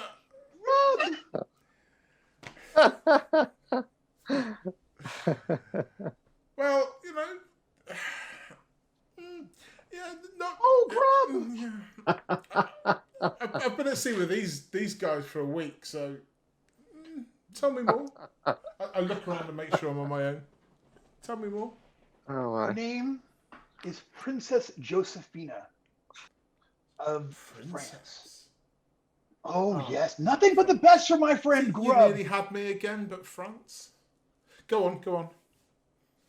You know, you're like, you know, your attitude towards your neighbors, the French, is limiting you. You should know that, because they are the most beautiful women on earth. She would be like, "Oh, Grub, why not us do a little dancing or whatever it is you mortals do. I can make that happen. Come on now, it's do that thing that you humans find so agreeable." And what would be the cost of this introduction to a princess? Go ahead and just go ahead and let me out. Hey, Crofton, while you're meanwhile back on deck real quick. Now Crofton was talking about like seeing this thing, and all of a sudden, you know, now there's a couple of angels, and they're all yelling, "Crofton!" You see a few of them up there. They're all like yelling at him. You guys all see these things kind of hanging back in the clouds. And they're all like, you know, they're all just like, you know, free Lemon Cut. I would say you free him. Crofton's like, so meanwhile, Lemon Cut is like, her skin like milk, her hair like a raven's wing, her breath could keep flowers alive forever. That is how pure she is. So Grub's going to Everybody else. the rum bottle, and he's going to sort of bash it against the door, and basically, you know, Grub's starting to wonder if there's a way he could accidentally leave the door open. What, you know, like the little thing over there. He's like, you know, all you had to do is just somewhere in here, there's a key hidden in here. I know it's got to be around here someplace. And if that captain died with it, I'll just be upset. And everybody at the top deck can see all the other angels. Yeah, you see, there's like 3 or 4 of them out there. You see? And they're like, and then they start singing, "Let the imp go free, free." Crofton, can you hold the wheel for a second? Mo, Bent, why don't you help me with this long 8? And I'll move over and run out one of the guns. All right, I'm gonna go over to help out with the gun, but I'm gonna call down to Grub and tell him that we got more company up here, and they're demanding that Lemon Cut is free, to ask him about it. Oh, I'm not really sure that's a good idea. I'm gonna look at Lemon Cut. Like, Does Lemon Cut know anything about these guys? Who is that? What's he talking?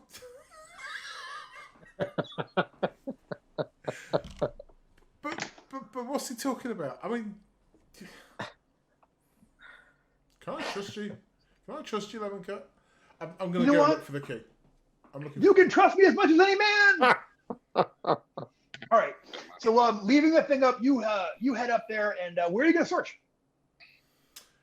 Captain's quarters, I guess. So under is there a desk, or there must be a chart table? There's a board in there with charts on it. There are a couple of drawers that are over there with it.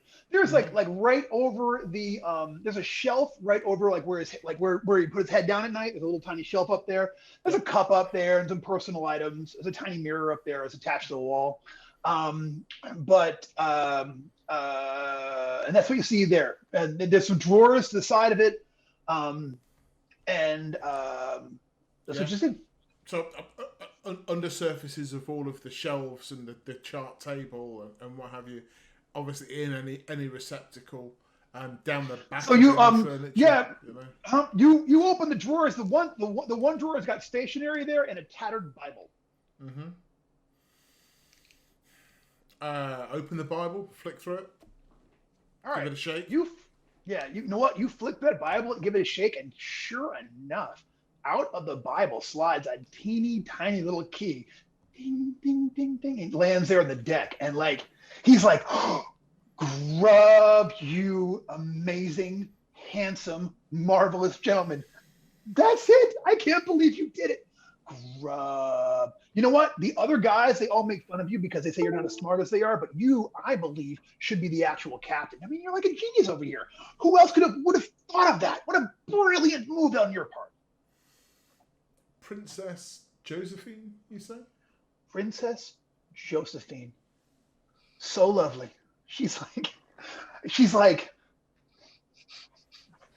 that. Above deck, I'm shouting at the angels, "We'll never get it out." All right. So you go ahead and open that door up. Yeah. Yeah, man. Sure enough, it like squeezed open, and all of a sudden, guys, so all those angels just disappear from the sky out front there and such. And Hey, the imp scares looks them out. over at you and he is like, "Grub, I will see." He kind of like, he sort of like hops out onto the deck, and he's immediately gone from like being like 6 inches tall to being like 8 inches tall. And he's like, "Ah, Grub, I am going to personally see that you get everything that's coming to you. I mean that. This is fantastic." And like, he kind of hovers up a little bit and like goes up where he can turn the knob on the door, and then like, starts heading like out that way. The rest of you guys start hearing storm, like all of a sudden there's weather coming in from like all directions in a most unnatural way. The Grub is like, "So are you ready for ladies now, Grub? Are you ready for Princess Josephine? Here she comes. I gotta get on deck to get my magic work." Woo! Magic. And he's like about a foot tall now. And he's sort of like still having to hop his way up the deck, like kadoop, kadoop, kadoop, kadoop. But when he gets to the top, he's tall enough to actually reach over. He's still like a kid, but he can reach over and like open the latch to the front and kind of like, shove it open. Guys, I'm out like the whole ship now is starting to rock as the weather is starting to like come in on all sides. The wind is whipping up, and from far off you hear like that same lone bell you heard when you were back in port. Ding, ding, ding, ding, ding, somewhere off in the distance. And you see the door to the underside open up. The hatch, I guess it's a boat, it's a hatch. The hatch opens up, and out comes this like 3 foot tall, like you're like, "Oh my God, it looks like Lemon Cut," but like quite a bit taller, and no longer as gentle looking. He looks a lot more like, harsh as he did before. You know what I'm saying? Like he looks just, more dangerous. So he walks out there and he's like, "Lo and behold, free at last, free at last. So let's bring Princess Josephine for Mr. Grub." And like, he holds his hands up to the sky. And he is like, "Let there be women on board." And like, nothing happens for a minute. He's like, "Oh," now he's now like the size of a short man. He's probably like, just under 5 foot tall. And he's like, "Wait, so are y'all doing it? What are you guys doing on deck?" And where, Grub, did you follow him up? Are you also up on deck? Yeah, I'm following from behind, but trying to sort of not,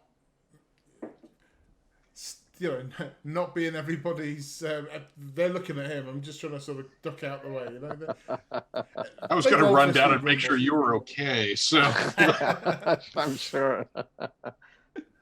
I don't know how we got. If they spot me, I'm going to go, "Oh, I don't know." But for the time being, I'm just going to. With the key in your hand. Oh, I don't know. I'm not sure Swallow what. the key would be a good bit, actually. All right. I'm going to look at I'm going to look at the storm rolling in, right? And look at the sky suddenly darkening, as you've said, unnaturally so. Yes. And I'm just going to kind of look over to Crofton. "Well then, let's call your idea Plan A then." And putting 2 and 2 together with the imp coming out, I'm going to make my way downstairs and try to secure the cage. All right. Okay, gotcha. Oh, you're going to go. Okay, so you're going to go down. You know what? Let's roll for initiative, because it's just, I don't know, it's just for fun. We'll just roll Just for because. initiative, just for a laugh. Okay, so he is going on a rock and roll 5. That's terrible. All right, so it's a 2 for Mr. Mason. Yeah, and that also expresses my feelings pretty well. No, that was awesome. Come on. I mean, this Princess Josephine, they got the grub.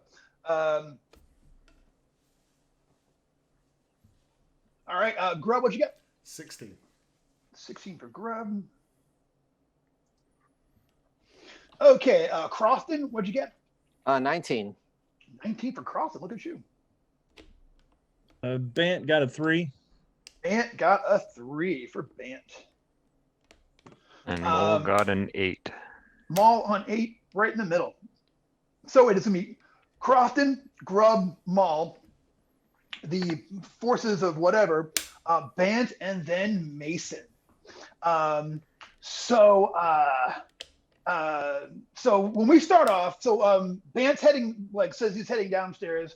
Lemon Cut is like, Princess Josephine, come forth. And he's got his hands up at the air and such. So we'll see what happens. But Crofton, you can go ahead and go first. Okay. Lemonhead or whatever your name is. We finally meet. Then I realize, the pistol is already spent. So I just throw it away because I don't care about pistols anyway. And I draw my 2 cutlasses and just, jump spectacularly in front of. Gotcha. I'll give you a D die to be intimidating. Okay, I'm a swashbuckler. I don't know what that means exactly in terms of mechanics. So okay, so swashbuckler. So you're kind of like a halfling-ish kind of guy. So you can fight with 2 weapons. okay, You can go with 1 attack at a D20 or 2 attacks with a D16 each. Okay. Mhm. You only fumble if you get 2 1s and you crit on a 16. You can also spend luck like a halfling can, including burning luck for your companions if you want to. You can spend, okay. spend a couple lucks someone for that way. Yeah. All right. So you are adept at fighting with 2 weapons at once, and Yes. can be, So that's what. I try to bring this thing down. all right. You're gonna go after him. Go for it. Okay. So that will be a 13. How does that look? It's close. It looks close. What it looks like. Okay. So I'll spend a couple points of luck there. Okay. 1 point of luck. Okay. And the other one I miss. All right. Cool. So go ahead and give me damage for that first shot.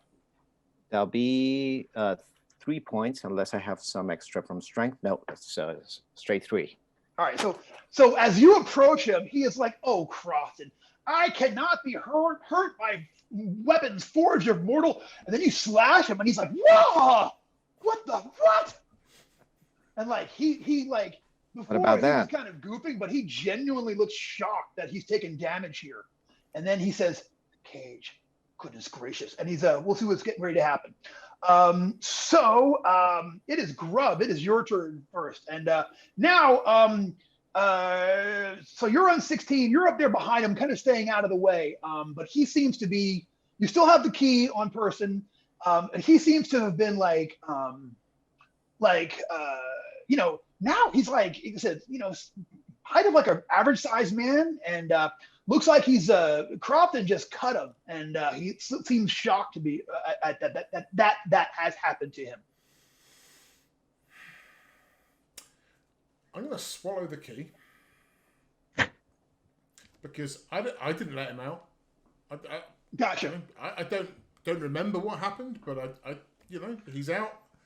Yeah. And I'm gonna. I mean, if he's got his back to me, I'm gonna try and hit him over the head with the hilt of my cutlass. Okay. Because I don't see a princess up here, so. But I'm going subdual. I'm not trying to kill him. Gotcha. Because that was an 8.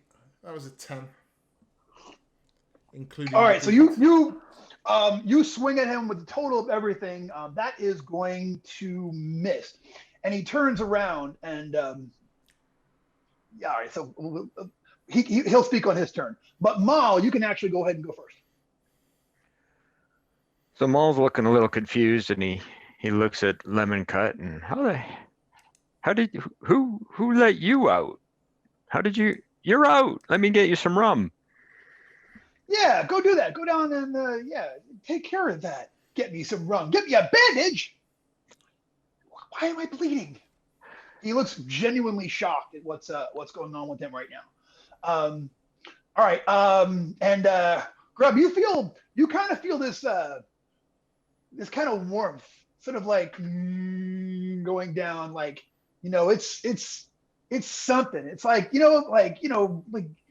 it's kind of like, imagine someone made whiskey, but it's also kind of icy too. It's this weird sensation. down there in your gullet at this point.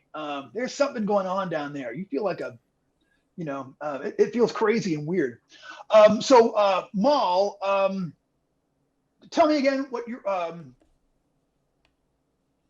gonna follow Bant into And head down to the head down. You are heading down. and head down. Yeah, Right. with the idea of grabbing some flagons of rum. Yeah. So all right. So you are running down there to go get rum. Okay, gotcha.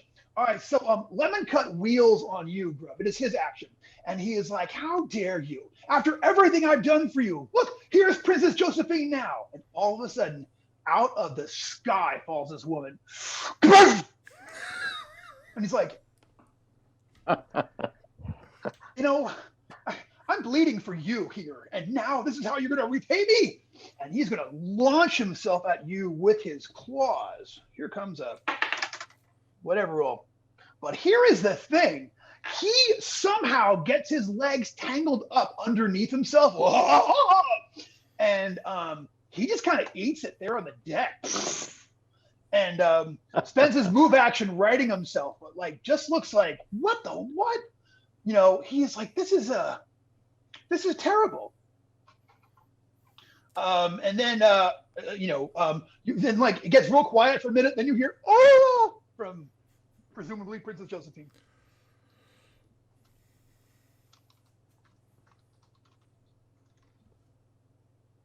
Well, we got the princess. Isn't it bad luck having a woman on board? He's probably dying after plummeting to the deck. Yeah, they don't look good, man. It's not looking good. All right, so that was it. So it is Mr. Bant. Bant, you run downstairs, and I will say this round you can get down there and actually get a hold of the cage. As I'm grabbing the cage and looking at it, can I tell if the bottom portion of the cage can come off? No, the bottom portion of the cage just looks like, I'm trying to say, it's just like a cage mesh. And in fact, the furnishings and things that you saw in here before you saw there was a little chair and a little cot and whatnot, none of that's in here anymore. And now the bottom, where before it looked solid, now the bottom looks like just like regular cage material. You can look right through it. All right, I'm gonna grab the cage and then start heading up on my next turn. All right. So that is you, and that comes to Arthur Mason. Well, the ancient superstition that having a demon aboard ship is bad luck has now been proven to be scientific fact. So I'm going to run him through. All right, do it up. Yeah, that's a 7. So All right. we'll just stand on. We'll stand on my 8 total. Gotcha. All right. You swing at him. You know what? If you were like, if he hadn't fallen, you would have like probably gone right through him. But he just kaboosh eats it there on the deck, and just looks like bad luck there, Lemon Cut. I'm the one who gives out the bad. He looks furious. So Crofton, you were at the top of the order. You are still, so you're kind of behind him right now. He's turned his back to you, and he's facing Mr. Mason and Mr. Grubb over there. What are you going to do? Okay, I'm gonna throw you off there, Brendan, for a minute. What's the magistrate doing? Holy crap! No, I was just kidding. Here's my. I wish I had any kind of cloth here. Here's what he looks like. I don't want to do it. Well, like. As the pirates now seem to have been in some kind of battle with a now 7-foot tall devil. He looks, real upset. All right. So I tried to skewer the thing onto the deck, with my 2 cutlasses.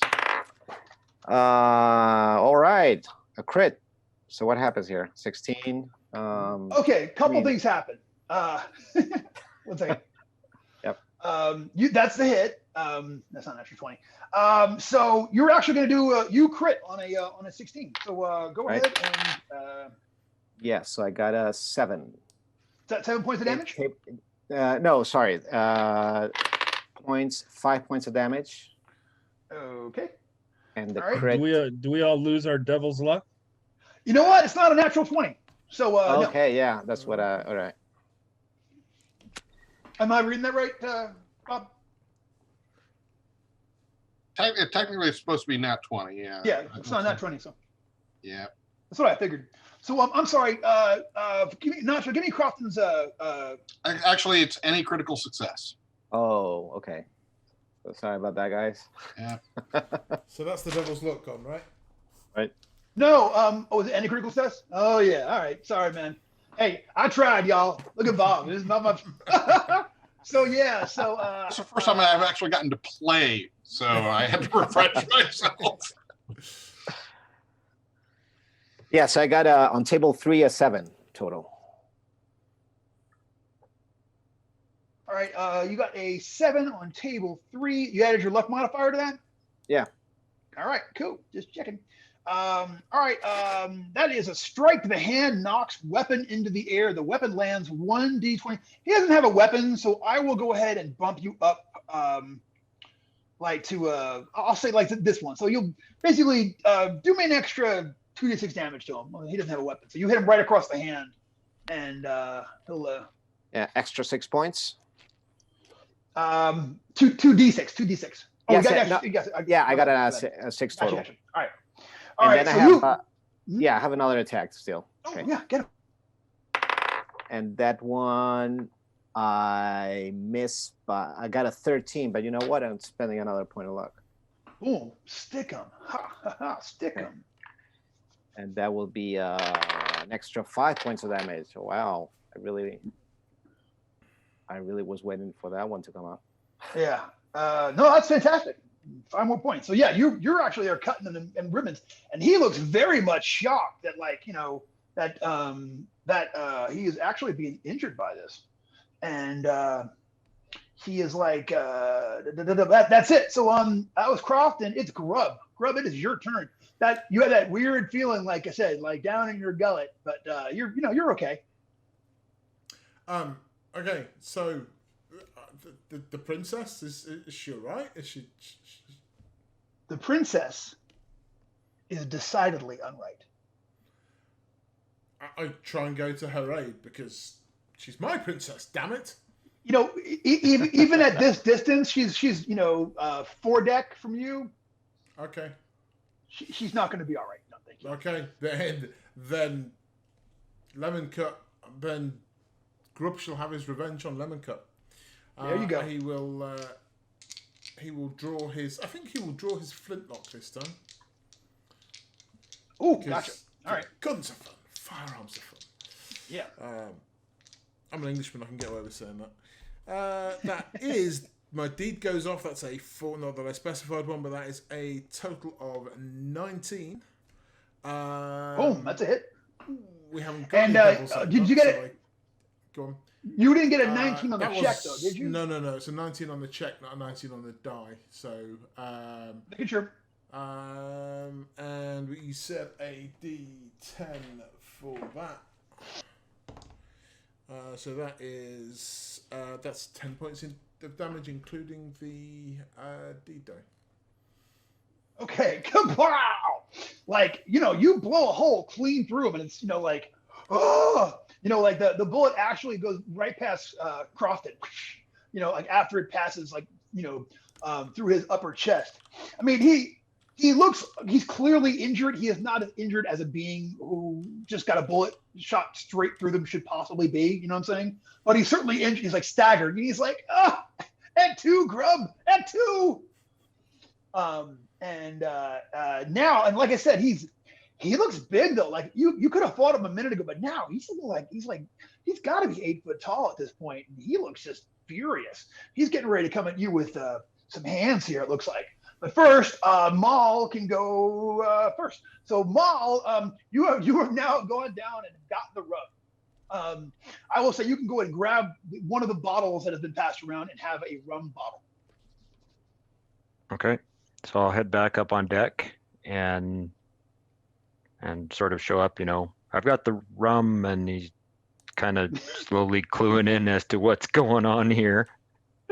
All right, so you make it up top deck with the rum. You grab it and bring it up there, and now you're like, oh my God, why is he so big and why is he bleeding? And people have shot him. We will leave it at that. Next round, you can do whatever. It is his turn. Gotcha. And he is like, and I'm not. You know what? I'm actually going to roll. 1, 2, 3 is going to be Grub. 4, 5, 6 is going to be Crofton. He's not happy with anybody over this mug. What's up, Crofton? He turns around. I don't know why. Like when he gets shot, he sort of like looks at you and like, "Oh, you think this is funny?" And now, like I said, he's now, enormous. Comes down at you with his huge hands and is going to try and win you. What is your armor class, cousin? With everything. 13. Yeah, like he comes at you like literally you can see like, oh my goodness, he is gonna put his thumb claws in my eye sockets, and but he just kind of like the ship rocks at just the wrong moment right there, and it kind of like makes him sort of scoot inward, and he kind of bounces off the forecastle like and kind of like rocks back, and he's just like, this is what a week I'm having, he says. Like he's just looking like, crushed by all this. He tries to get you and is going to fail at that. So he does that, and he only has the one. It's not that big yet. All right, so and that's what happens.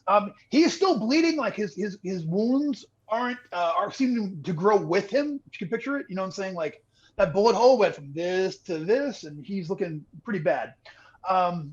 But it is still up. So Bant, you are now you have the cage.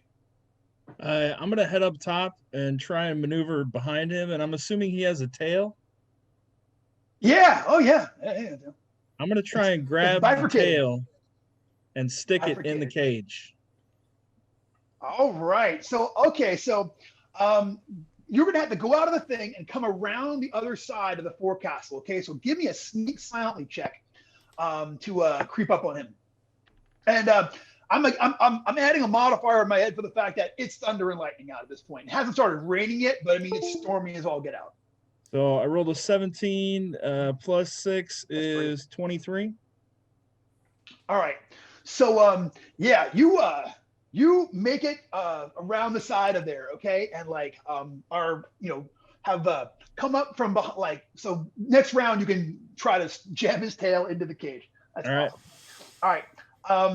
And I will say that from here, Nacho, Crofton can see him, but Bruce, Mr. Grubb and Mr. Mason, your backs are to Bant, so you can't. But you see him coming up with this cage, and like he's getting ready to do something.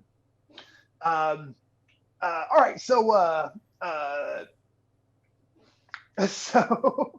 sorry.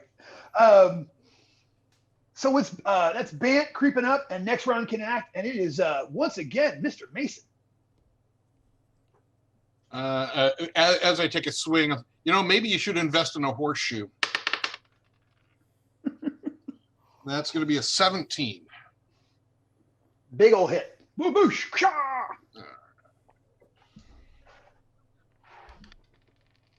For 3 points. Yeah, he is still up, but who likes 3 points of damage to the center of mass?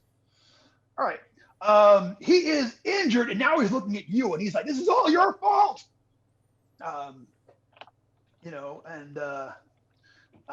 We'll see what happens on his next round. Although right now he's just going to rant for a minute. So it is the top of the order. Crofton, it is your turn. You see that. Gotcha. You see that. You see that. Mr. Bant is creeping up behind him with the cage and getting ready to grab him, but it's your go. So what are you going to go for? Okay, so I think I'm trying to keep his attention on me, or at least away from Bant. So to make sure that he can make his thing. So I'll just keep on attacking. Trying to keep on attacking him, keep his attention. Gotcha. Yeah. Okay, so the first is 13 plus 2, 15. That's gonna hit. All right, and second is 14 plus 2. That is 16. also gonna hit, dude. You're on fire. Yeah. 5 plus 2, 7. Nice. So that's 7 and 2 attacks. At this point, he is looking pretty bad. Like he's still up and in this fight, but he is looking pretty much, like ripped on. You know what I'm saying? So at this point, okay, that was awesome. So wait, it's Grub. Grub, it is your turn.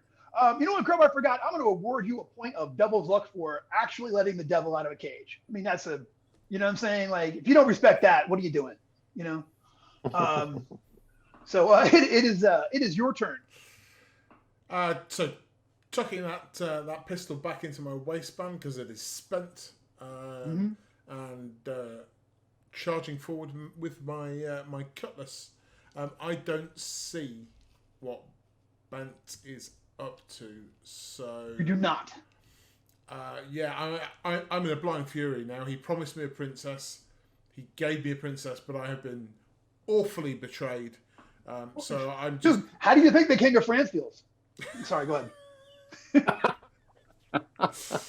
Yeah, not a fan of his work, really, but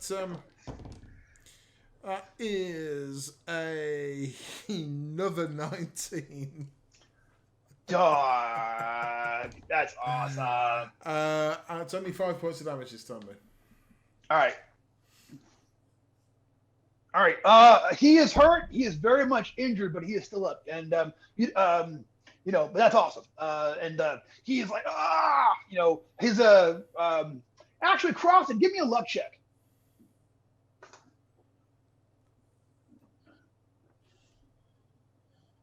Oh, I think I make it because I've lost a bit of luck here and there. Oh, I didn't mention add 2. Add 2 to whatever you get there. Oh shoot! If I add 2, I don't make it. Yeah. All right. And So I don't have any luck there. When Grub hits him, he like turns around like, "I'll deal with you." And oh no, he sees Banter with the cage. Oh and is no! Like, woo! Like, Just he looks 1 real point. shocked by this. Yeah. So we'll see. We'll see how that works out. But you know what though? Fight continues, man. So it is Maul. It is your turn. You are now there on the deck. You have the rum, but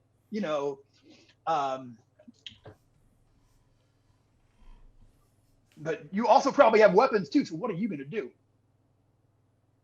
Are there any sources of flame currently on the deck? Yeah, it's nighttime watch. There's a gas lantern on the hanging there on the forecastle. On the forecastle. Hashtag. Remember, the ship's made of wood. Yeah, that's probably not a good idea. I've been drinking a bit. You know what? Trevor, go with your instincts. Don't listen to Bob. Okay. I'm messing. That's lemon cut. First thought, best thought. Is that your idea, Brendan? Well, I have been drinking rum all night, so my thoughts aren't exactly that clear.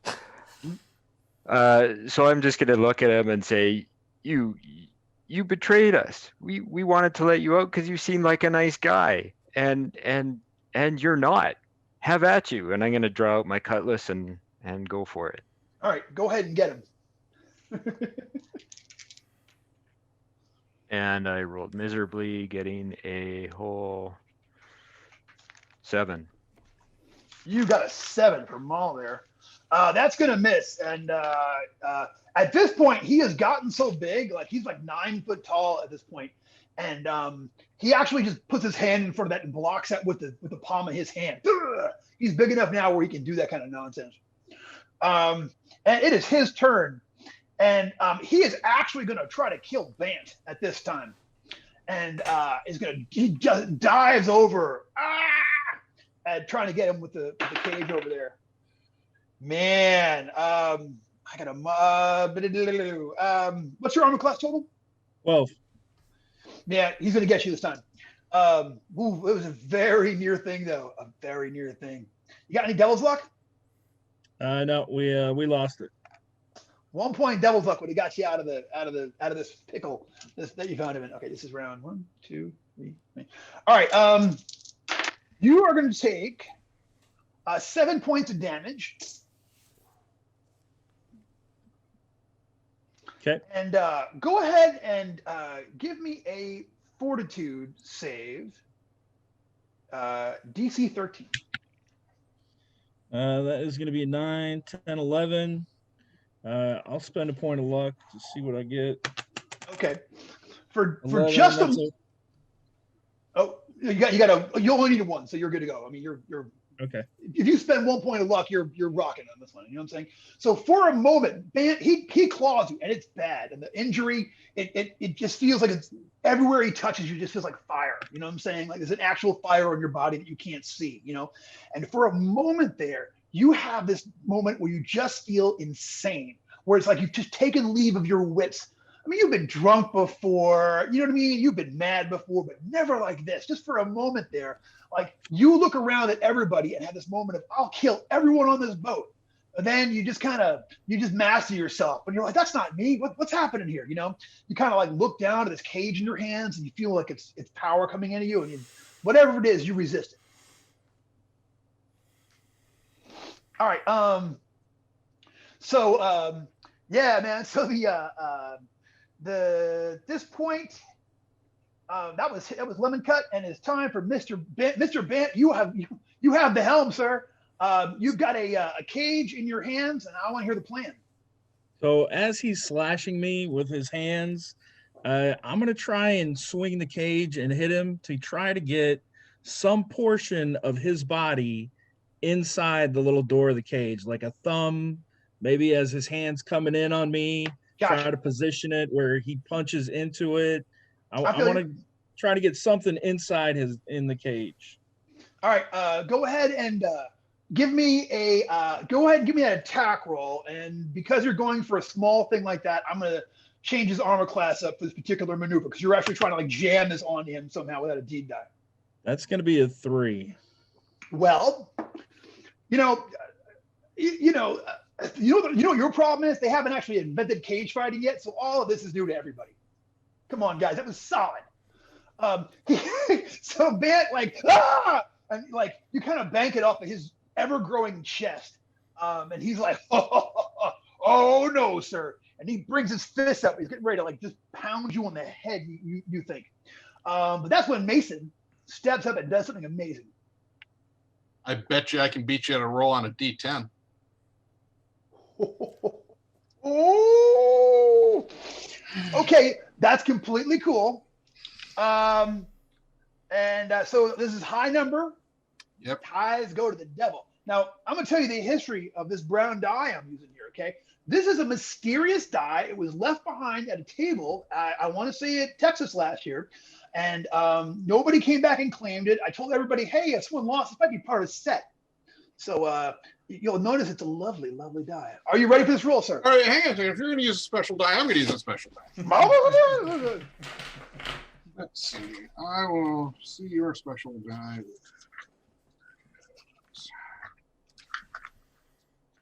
The D10 for my latest Dicey Times box. Ooh, hey, you know what? That Dicey Times box link you sent me happened at the exact same time as my financial things just went completely out of their minds. But boy, that looks cool. I've got my third box on its way. All right, I'm rolling. I have a 6. I have a 5, you bastard. How many points that give you? God damn it. 4. Oh, that's so pretty. No, you know what? I'm psyched for you. That was actually awesome. That was very, very cool. Well done. Yeah, man. So for the folks watching at home, run us through how that works, Bob or Brendan. Okay, so with the Devil's Own Luck, one of the things you can do is you can literally wager permanent luck against the Devil's Own Luck. So I risked a permanent point of luck, which would have been bad for me to lose at this point, against 4 points of the Devil's Own Luck, and I won. Well, which is good because my luck is currently sitting at 4, and if I had lost one more, there's a whole separate chart to roll on. Yeah, while I'm excited, I'm certainly excited for it, because it's very, very cool. All right, so go ahead and tell me what you still have your action. That's game stuff, so you can still do something. I'm going to press the attack now that I've got some luck to spend.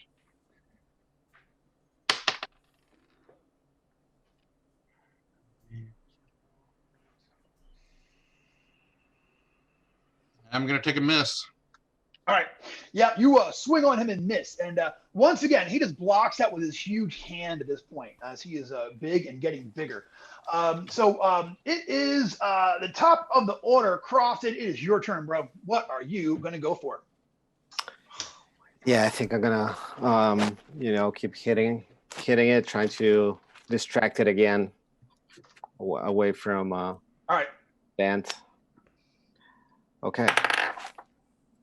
Oh, wow. So 15, 17. And the other one's a miss. So, just 1 point this time. All right.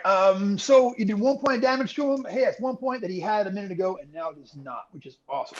So he is at this point. He is looking very much fatigued. Like at that last cut seemed, to you it just seemed like a scratch, but somehow it kind of like, like it's sort of like, for a moment there, he just looks like bad. You know what I'm saying? Like he's suffering from it or whatever. But he is still very much in this fight.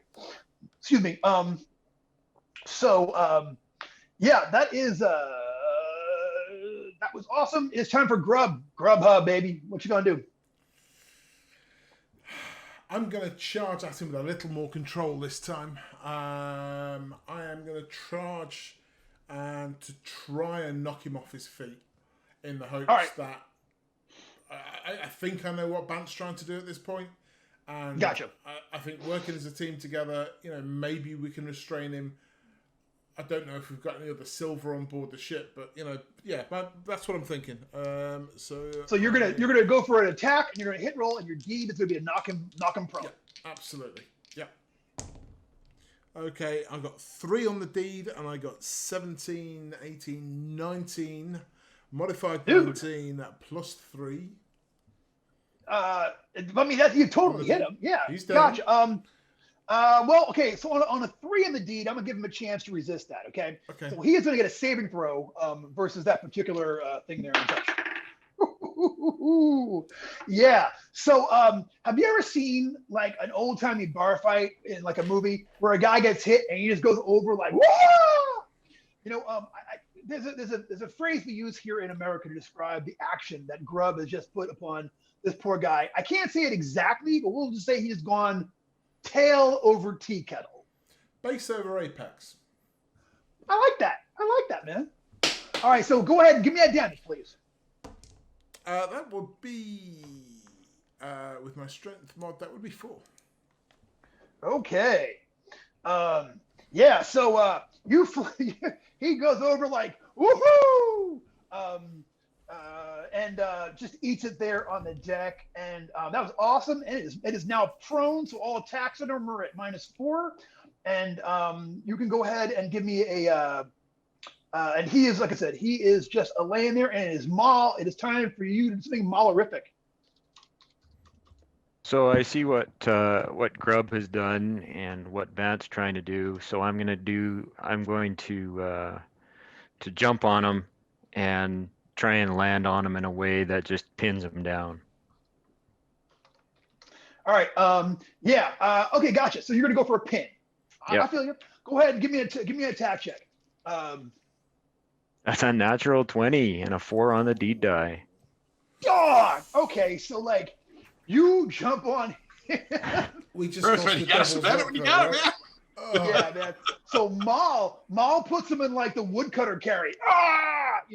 And has this guy like, you got him like lashed up around the neck with his arms out here and such, and he is like, like you really have him splayed at this point, where he's just like, get off me. I mean, and like, he's not growing anymore. It seems like he's hit like, he seems to stop.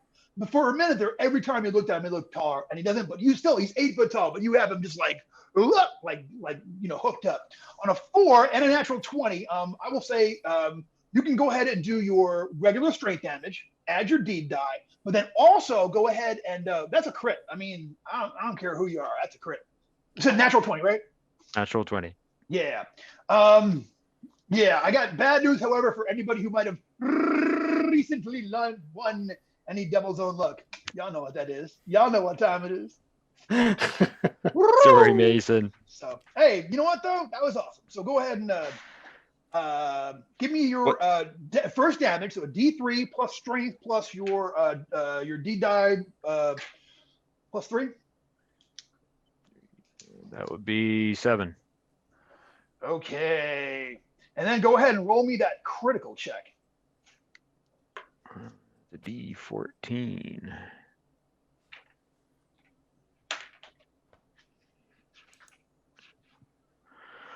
Well, that's not the right dice because I just rolled a 16. Only in DCC. Only in DCC. At least you figured it out though. You know what I'm saying? I got a 7 on the crit die. 7 on your crit die. Do you have a luck modifier? I do, +1. That's an 8. That's a rock and roll 8. You're doing plus 1d6 damage below Karam's off skull, deafening foe for 1d6 days, plus 1d6 damage to the strike. So like you just bring his head down to the deck. It's like a suplex.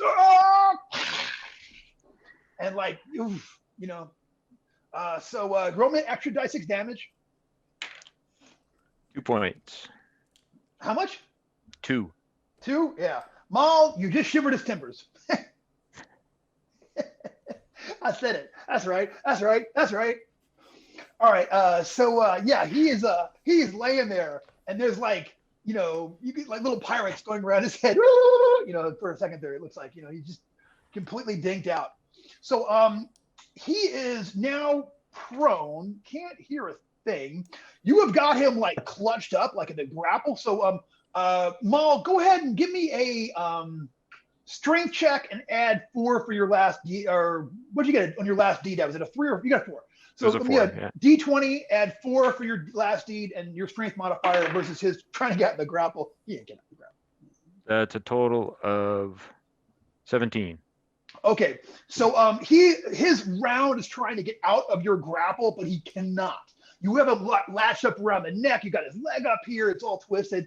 It's not pretty, but you know he's stuck. You know what I'm saying? Like, you know, you're kind of got him straddled, and he can't make a move. So, so that's fantastic. And fight is going to continue, but you are continuing to hold him. And if he wants to get out next round, he is going to need to make another check to get out of this for next round. So, so that is Mason. It's top of the order, Crofton. Crofton, he is laying there at this point. He is prone. Oh, I think Bant and oh, did I skip Bant? Yeah, Bant I think Mason, it's Bant and Bant Mason then need to Mason. go. My bad. Yeah, Bant then Mason. My bad. All right, so I'm gonna run up and grab his tail and shove it into the cage and see what happens. Okay, you shove his tail into the cage, and he's like, no. His voice gets higher and higher as you shove him in there because suddenly he starts to shrink. Okay, like you jam his tail in this thing, and like now he's only like 7.5 foot tall. He's still laying there.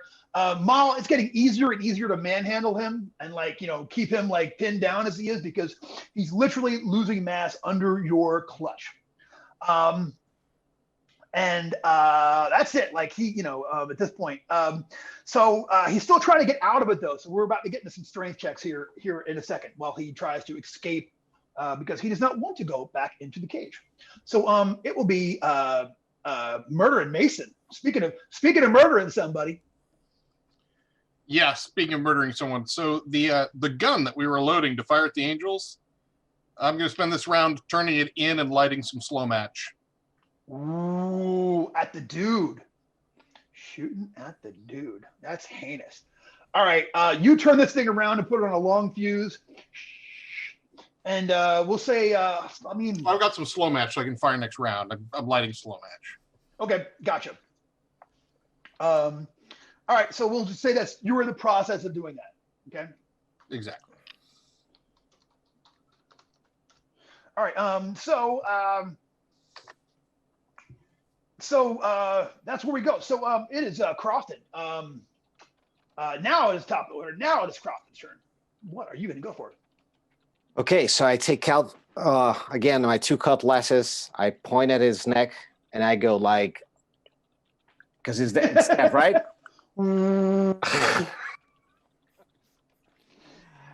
I am asking something from it, but he doesn't care, right? So my intention was to ask it for to stop the coming thunderstorm. Gosh. I shout out very, very loudly just in case, but I don't know it's deaf, so. But I'm threatening at this point, not attacking anymore. I'm actually even pointing at the cannon, I guess. All right. All right. Yeah. All right. So you cover him with your 2. So he does not know what you're saying, but he's like doesn't want to go back in the thing. So but you're not going to actually hit him. You're just going to threaten him with your weapons this round. Yes. All right. Gotcha. All right. All right. So that's happening. So that was Crofton. It is Grub. Mr. Grub, I got a prone demon here being straddled by Mr. Maul. I want to know what your reaction to this is going to be. I'm going to throw some assistance into Mr. Mole. I'm hoping that we can resolve this without the use of the rather large quantity of lead and gunpowder that's pointed in our direction.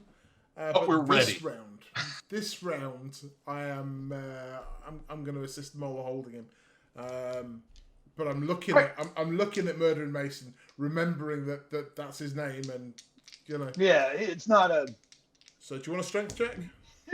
He didn't get it for congeniality. So my strength check. Make a strength check, and then add your D die as well. 17. All right, cool.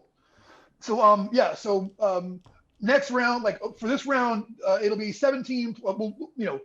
When he tries to get out, we'll have Maul make a roll as well. Speaking of which, Maul, it's your turn now. You're going to keep him grappled. Yes, I'm so just going to. You can actually do grapple damage to him this round if you beat him. And go ahead and make your roll. So D20 plus your D die plus your strength modifier. I literally just got a natural 1 on my damn resist check for that. That sucks. That just sucks for demons. It's a bad day for demons all over the world.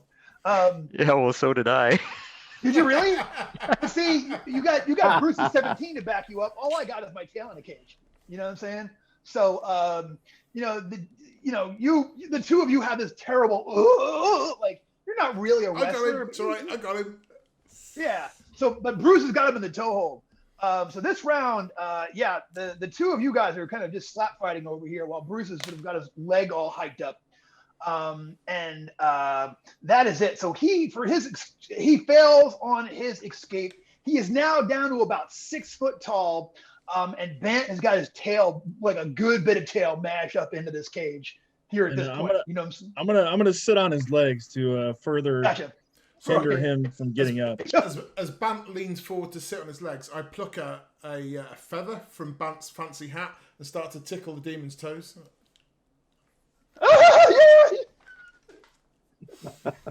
Why would you do that?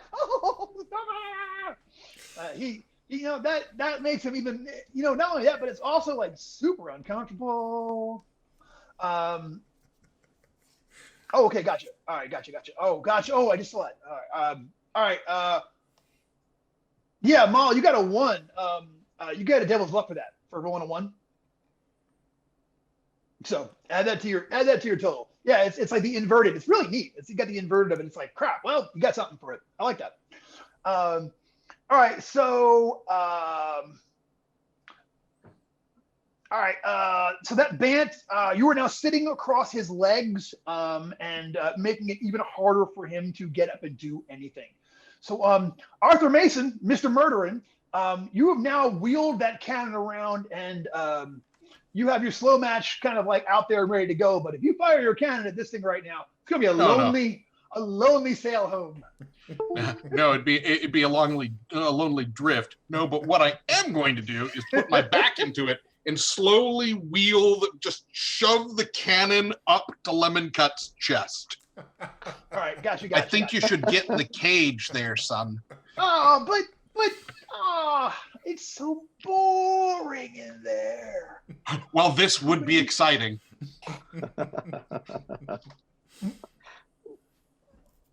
Oh, man, it's not fair.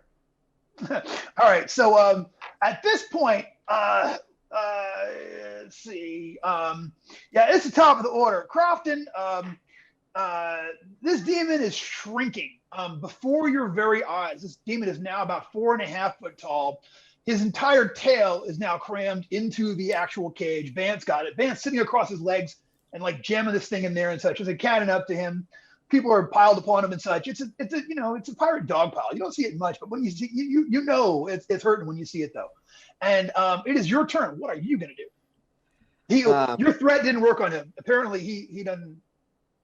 Okay, so yeah, so I tried to pummel it into submission, I guess. All right, give me the 2d16 shots if you want to. Pow, pow. Okay. I love that everyone's sitting on a demon, and he's like, you know what? Get some. You know what I mean? Oh, hey, sweetie. However, that's not good enough. Yeah, I just hit, Take +4 both shots. He's prone. Was that? Say that again? Both attacks +4. He's prone and sat upon. Okay, so I think I might hit. I hit a 13. Is that enough? Not. Okay. All right. So you go over there. I mean, he's still a demon. You've been there. Right. Yeah. Putting knuckles to him and such. I got. So Grub, you are on control and squish team. So we'll hold off on your actual. Have everybody do one roll when it's time to do that. Mal, you are on control and squish team. Okay. So this time, Mal, Grub, and Bant, all y'all make me a strength check. If you have a D die, you can add your D die to that. If you're a D die guy. Bant got a natural 1. Natural 20. Well, you get a point of devil's luck.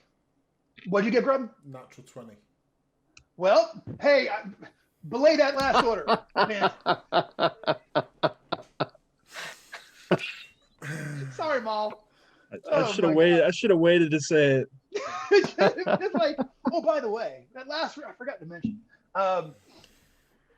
So you got a 20 sitting on him, and that's going to beat my whatever thing here. So and then Mal, what'd you get? Only an 8 total. You know what? Grub's 20 is keeping things locked down over here. So he actually got his first decent number and nearly peeled out of that, but he couldn't pull it off. You know what I'm saying? So he's struggling. Oh no! But he's also shrinking at the same time. So you're just cramming him into this cage. So I'm going to go ahead and say, if anyone else, we do one more check like that, I'm going to say he has been shrunk down enough where you can actually, at this point, it's just, can you beat me in 2 more strength checks to cram him into the hole? Okay, so here's number 1. Same team, everyone helping can go ahead and be a strength check. That's Grub, Mal, Trevor, and actually, if you guys want to too. Crofton, if you want to help, you've already got the cannons already placed. You can shove them up in there. At this point, he could almost go inside the cannon thing. Did you get another natural 1? Ben, You're not going to believe it, but I rolled a natural 1 again. Well, then you'll get a point of luck, and I got to start. Yeah. Do I lose hold of the cage or something? I don't know. I gotta think how this is gonna work out for him for something. You know what? Actually, it is. You shove him in there, and he just leans up real close to you and just scratches you along your chest again. So you'll take a point of damage. Go ahead and give me that fortitude save, DC 13 again. Yeah, we're gonna switch that dice out. That dice is gone. I mean, this one is gonna be an 11. Final answer? Yep. No, not final answer. 13. There you go. So once again, you feel this moment of this madness coming over you. And you're like, Mason is pointing a cannon at me. I'll kill him. I'll kill everyone on this ship. I'll just kill them all. And you're like, no, that's not me. That's not me. You just you managed to tamp that down. All right. So everybody else's strength check. Ma, what'd you get? Bruce, what Grub get? I got a dirty 20. All right, dirty 20 beats me. I got 11. Yeah, that 20 beats me with a +1 for the 11. That still beat that's a 21, so that's going to beat me. So one last one. He's crammed inside there. So I actually got a roll this time. All right, one last roll. Bant, Maul, Grub. Anybody else helping? Okay. At this point, he's like I said, you are literally you can almost this round. You're really trying to cram him actually into the cage itself because he's like so small. He's just shrink down to getting tinier and tinier. I got a 16 myself. All right, Yeah, 16. My rolls have went to trash. Bant got a 4. Oof. Bruce, 10. what'd you get? 10. 10. Yeah. So 16 takes it. So at this point, you guys cram him back in there, and he's just sort of like winds up back inside the cage. And now he's the same height he was when you saw him before, and he's like, oh. And he looks over at Mr. Grubb and he's like, you're never gonna keep me in here. You can't do it. And I'm gonna slam the door to the cage shut. Door is slammed. I'm gonna try and produce the key. Yeah, I wanna hear the plan, but I don't want to hear too many details, if you know what I'm saying. Well, if it's still sitting kind of awkwardly, I'm hoping a bit of backslapping might force it up. I'm going to make like I'm choking on something and hope somebody takes the hint. Gotcha. Why don't you give me a luck check, but add 2 to your check there. Yeah, that's a Stall out 21. for one. 21 on my luck check, which it's yeah. You know what? I hold it down. I'm going to be as delicate as I can with this. Okay, it looks like it's going to be the hard way. Also, the cage is who's holding the cage shut? So Bant's got the cage held shut, slammed the door, and I'm looking for any kind of piece of rope or wire to tie the bars together so it doesn't just swing open. Gotcha. Like when you take your hand off it to like grab a piece of rope, like the cage starts to come off and he once again starts to grow outside of there. All right, so I'll just hold it. All right. You're holding that cage for quite a while. So how about we fast forward over the next, like, you know what I'm saying? So eventually the key is produced. It's been a long night, y'all. Someone has to hold the cage at all times. All night long, you are like, it seems like demons and dragons and angels and other things, they show up from all different directions and like, raising hell. Bruce, give me a luck check for add 2 to your luck, to your roll. Did the storm disappear? That's 8. Hey, okay, gotcha. Sorry, Matt. Did the storm disappear? Yeah, once you actually get inside the cage, the storm, it goes away nearly as quickly as it arrived. The rain never came, but you were getting buffeted. You were getting wind and thunder and lightning. But at this point, it looks pretty mild. Bruce, what are you going to do about Princess Josephine? Well, she I presume she has expired. Oh yeah. Barry, let's see. I think, and not a word to anybody. Gotcha. You go over there and do it. You know what? It seems that she was dressed for the evening. She has got this amazing emerald necklace on with wrought gold and silver chain and silver chain. You say silver chain? Silver chain, yeah. A couple of rings and toe ring. She's French. I don't know. Whatever. Cigarette holder. A baguette. I don't know. Striped t-shirt. Garlic. Barrett. This is too far. This is too much. All right. Use the silver chain to hold the cage shut. Yeah.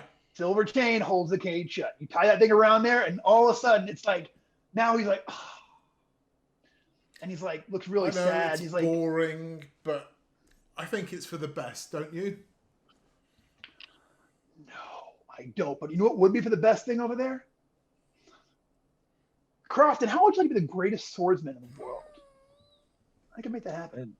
And World- Van, No, think about it. while Mr. Van's Crofton. holding the cage, he's going to be like, Lemon Cut, how did you get out of there?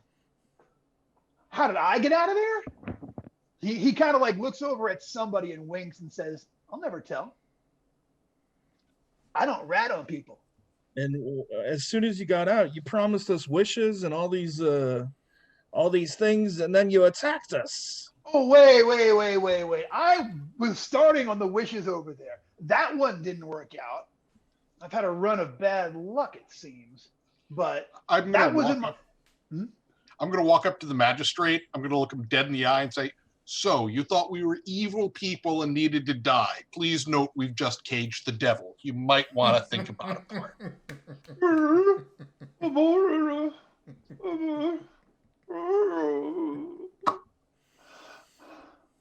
I need some water and some food, and my hip hurts so badly. I saw last night you wrestled the devil himself. If you free me, I promise you, I will write you all a pardon, an official pardon, and I will see the king's signature upon it, and I will tell them that this night I saw the devil himself. Why don't I just take you below deck? We've got some paper down in the captain's quarters.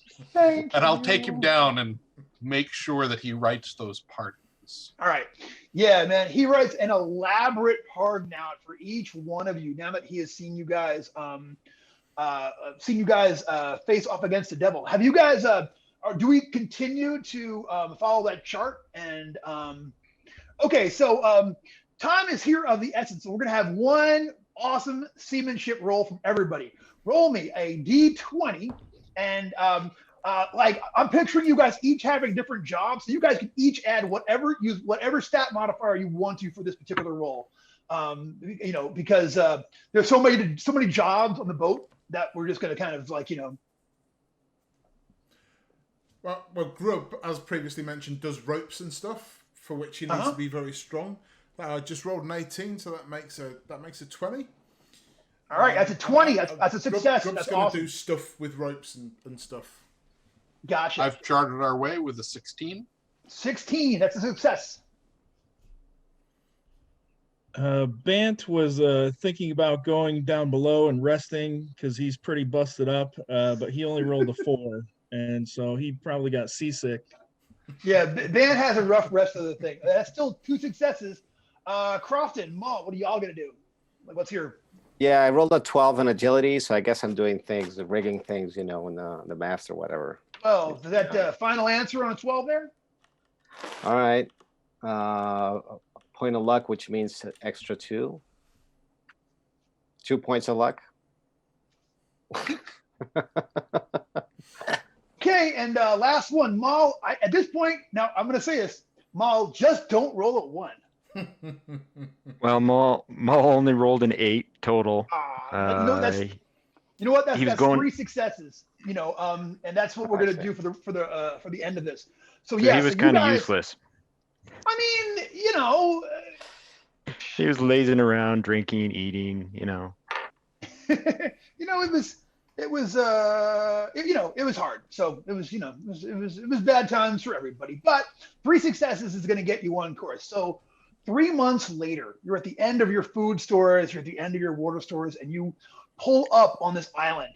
The sloop's got a real shallow thing, so you can get within like 20 yards of this incredible island. It's not on any chart. It's the most amazing place you've ever seen there and such. It's absolutely fantastic. And standing on this shore there to meet you is this beautiful woman in a gossamer gown. Hair is all up in these incredible braids. She is ringed by 6 wolves are standing with her. Each one of them, 3 of them pure black, 3 of them pure white, each one of them completely silent in her presence and as gentle as lambs right now. And she sees you and she raises one hand in greeting and, waves you aboard. And so would all of our luck and hit points been replenished by then? If you're a thief, yes, luck's back. If you're everyone's hit points are back up to full. Everyone's you luck regenerating types, your lucks have regenerated. Oh, by the way, once the ink was dry on the pardon, the magistrate goes by the board. And you know, they don't call me Murdering Mason for nothing. that's some piratey action right there, and I salute you. Hey, that's why the supplies lasted as long as they did. You know that we were, you know, it's too early in the history of medicine for him to have gotten a new hip anyway. So, you know, all things considered, probably we won't think about it any further. But yeah, magistrate, you know, somewhere around the Cape of Good Hope. I don't know if that's true. I can't. I have no idea if that's even on the way. I kind of think not. Anyway, no, it's Africa. Nope, wouldn't be. All right. Anyway, yeah. So, you all go ashore, and we bring the cage. Well, so Maiden, is this your island? This is my island. Welcome to Aiea. And who are you? I am a goddess, and you should speak to me with all respect, Mr. Bant. Of course, madam. Can you tell me your name? You may call me Cersei. We have acquired a demon of sorts. Have you? And we were wondering if perhaps this creature belongs to you. Did you keep my cover on the cage? Yes. Not. Yes, we did. Yes, we did, ma'am. Yes, of course we did, ma'am. More or less. That cover, sorry, yeah. That's the God's truth, ma'am. Yes. So she takes it and she just listens to it. Then she kind of seems to smell it, and she nods, and she just she actually hands it off to one of the wolves, who takes it in its jaws and goes up this hill to this what looks like a beautiful manse up there at the top of it. And she says, "It's been a long time since I've had sailors. Would you replenish your stores and leave, or would you stay and accept my hospitality?" I thought you were never going to ask. Perhaps is there some type of reward for returning this creature, madam? What's your luck down to, man? Oh, your luck back up to full. She's like, there is a reward, but you'll have to come on shore. It won't be ready today or tomorrow, but I think 3 days from today, all shall be well. All shall be well. I'll get our provisions restocked. Gotcha. All right, so we'll. I think this is a good stopping point here for us for tonight. So we'll go ahead and stop there with the fate of the crew of the Saint Genevieve, in question. But thank you so much for tuning in and watching, and for hanging out with us here on Game Therapy 1,000 Worlds. And thank you to my guys for coming and playing with me. So we have a tradition here on Game Therapy 1,000 Worlds, and so we're all now going to take a couple of deep breaths. Deep breath in. Exhale. In with the gaming. Out with the bullcrap. In with the gaming. Out with the bullcrap. Thank you very much, everyone, for tuning in and for playing with us. Good gaming to all y'all watching, and I appreciate you guys tuning in, and thank you very much to my players. And Mr. Grubb, see us home. Thanks to everybody at home. Thanks again, Brendan, for running, Bob for giving us a little steer, which seems appropriate with Skull and Crossbones Classics available. Yeah, on Bob, where can they get this? Drive-through RPG, I believe. The PDF is available on Drive-Thru. Right now, the only place you can get hard copies until I get the second printing in is on the Goodman Games website. Cool. And issue that's the first issue, right? Yeah. Yes. So second issue on its way soon? Yes, it's almost done. Issue 2 is the naval combat issue. Awesome. Cannons, ships, mayhem. Can't wait to see it. Absolutely. That's Thanks great. again. Very excited. All right, thanks again for playing, folks. Thanks for watching, and hopefully we'll see you all next week. Take care. Thanks very much, everyone. Take care.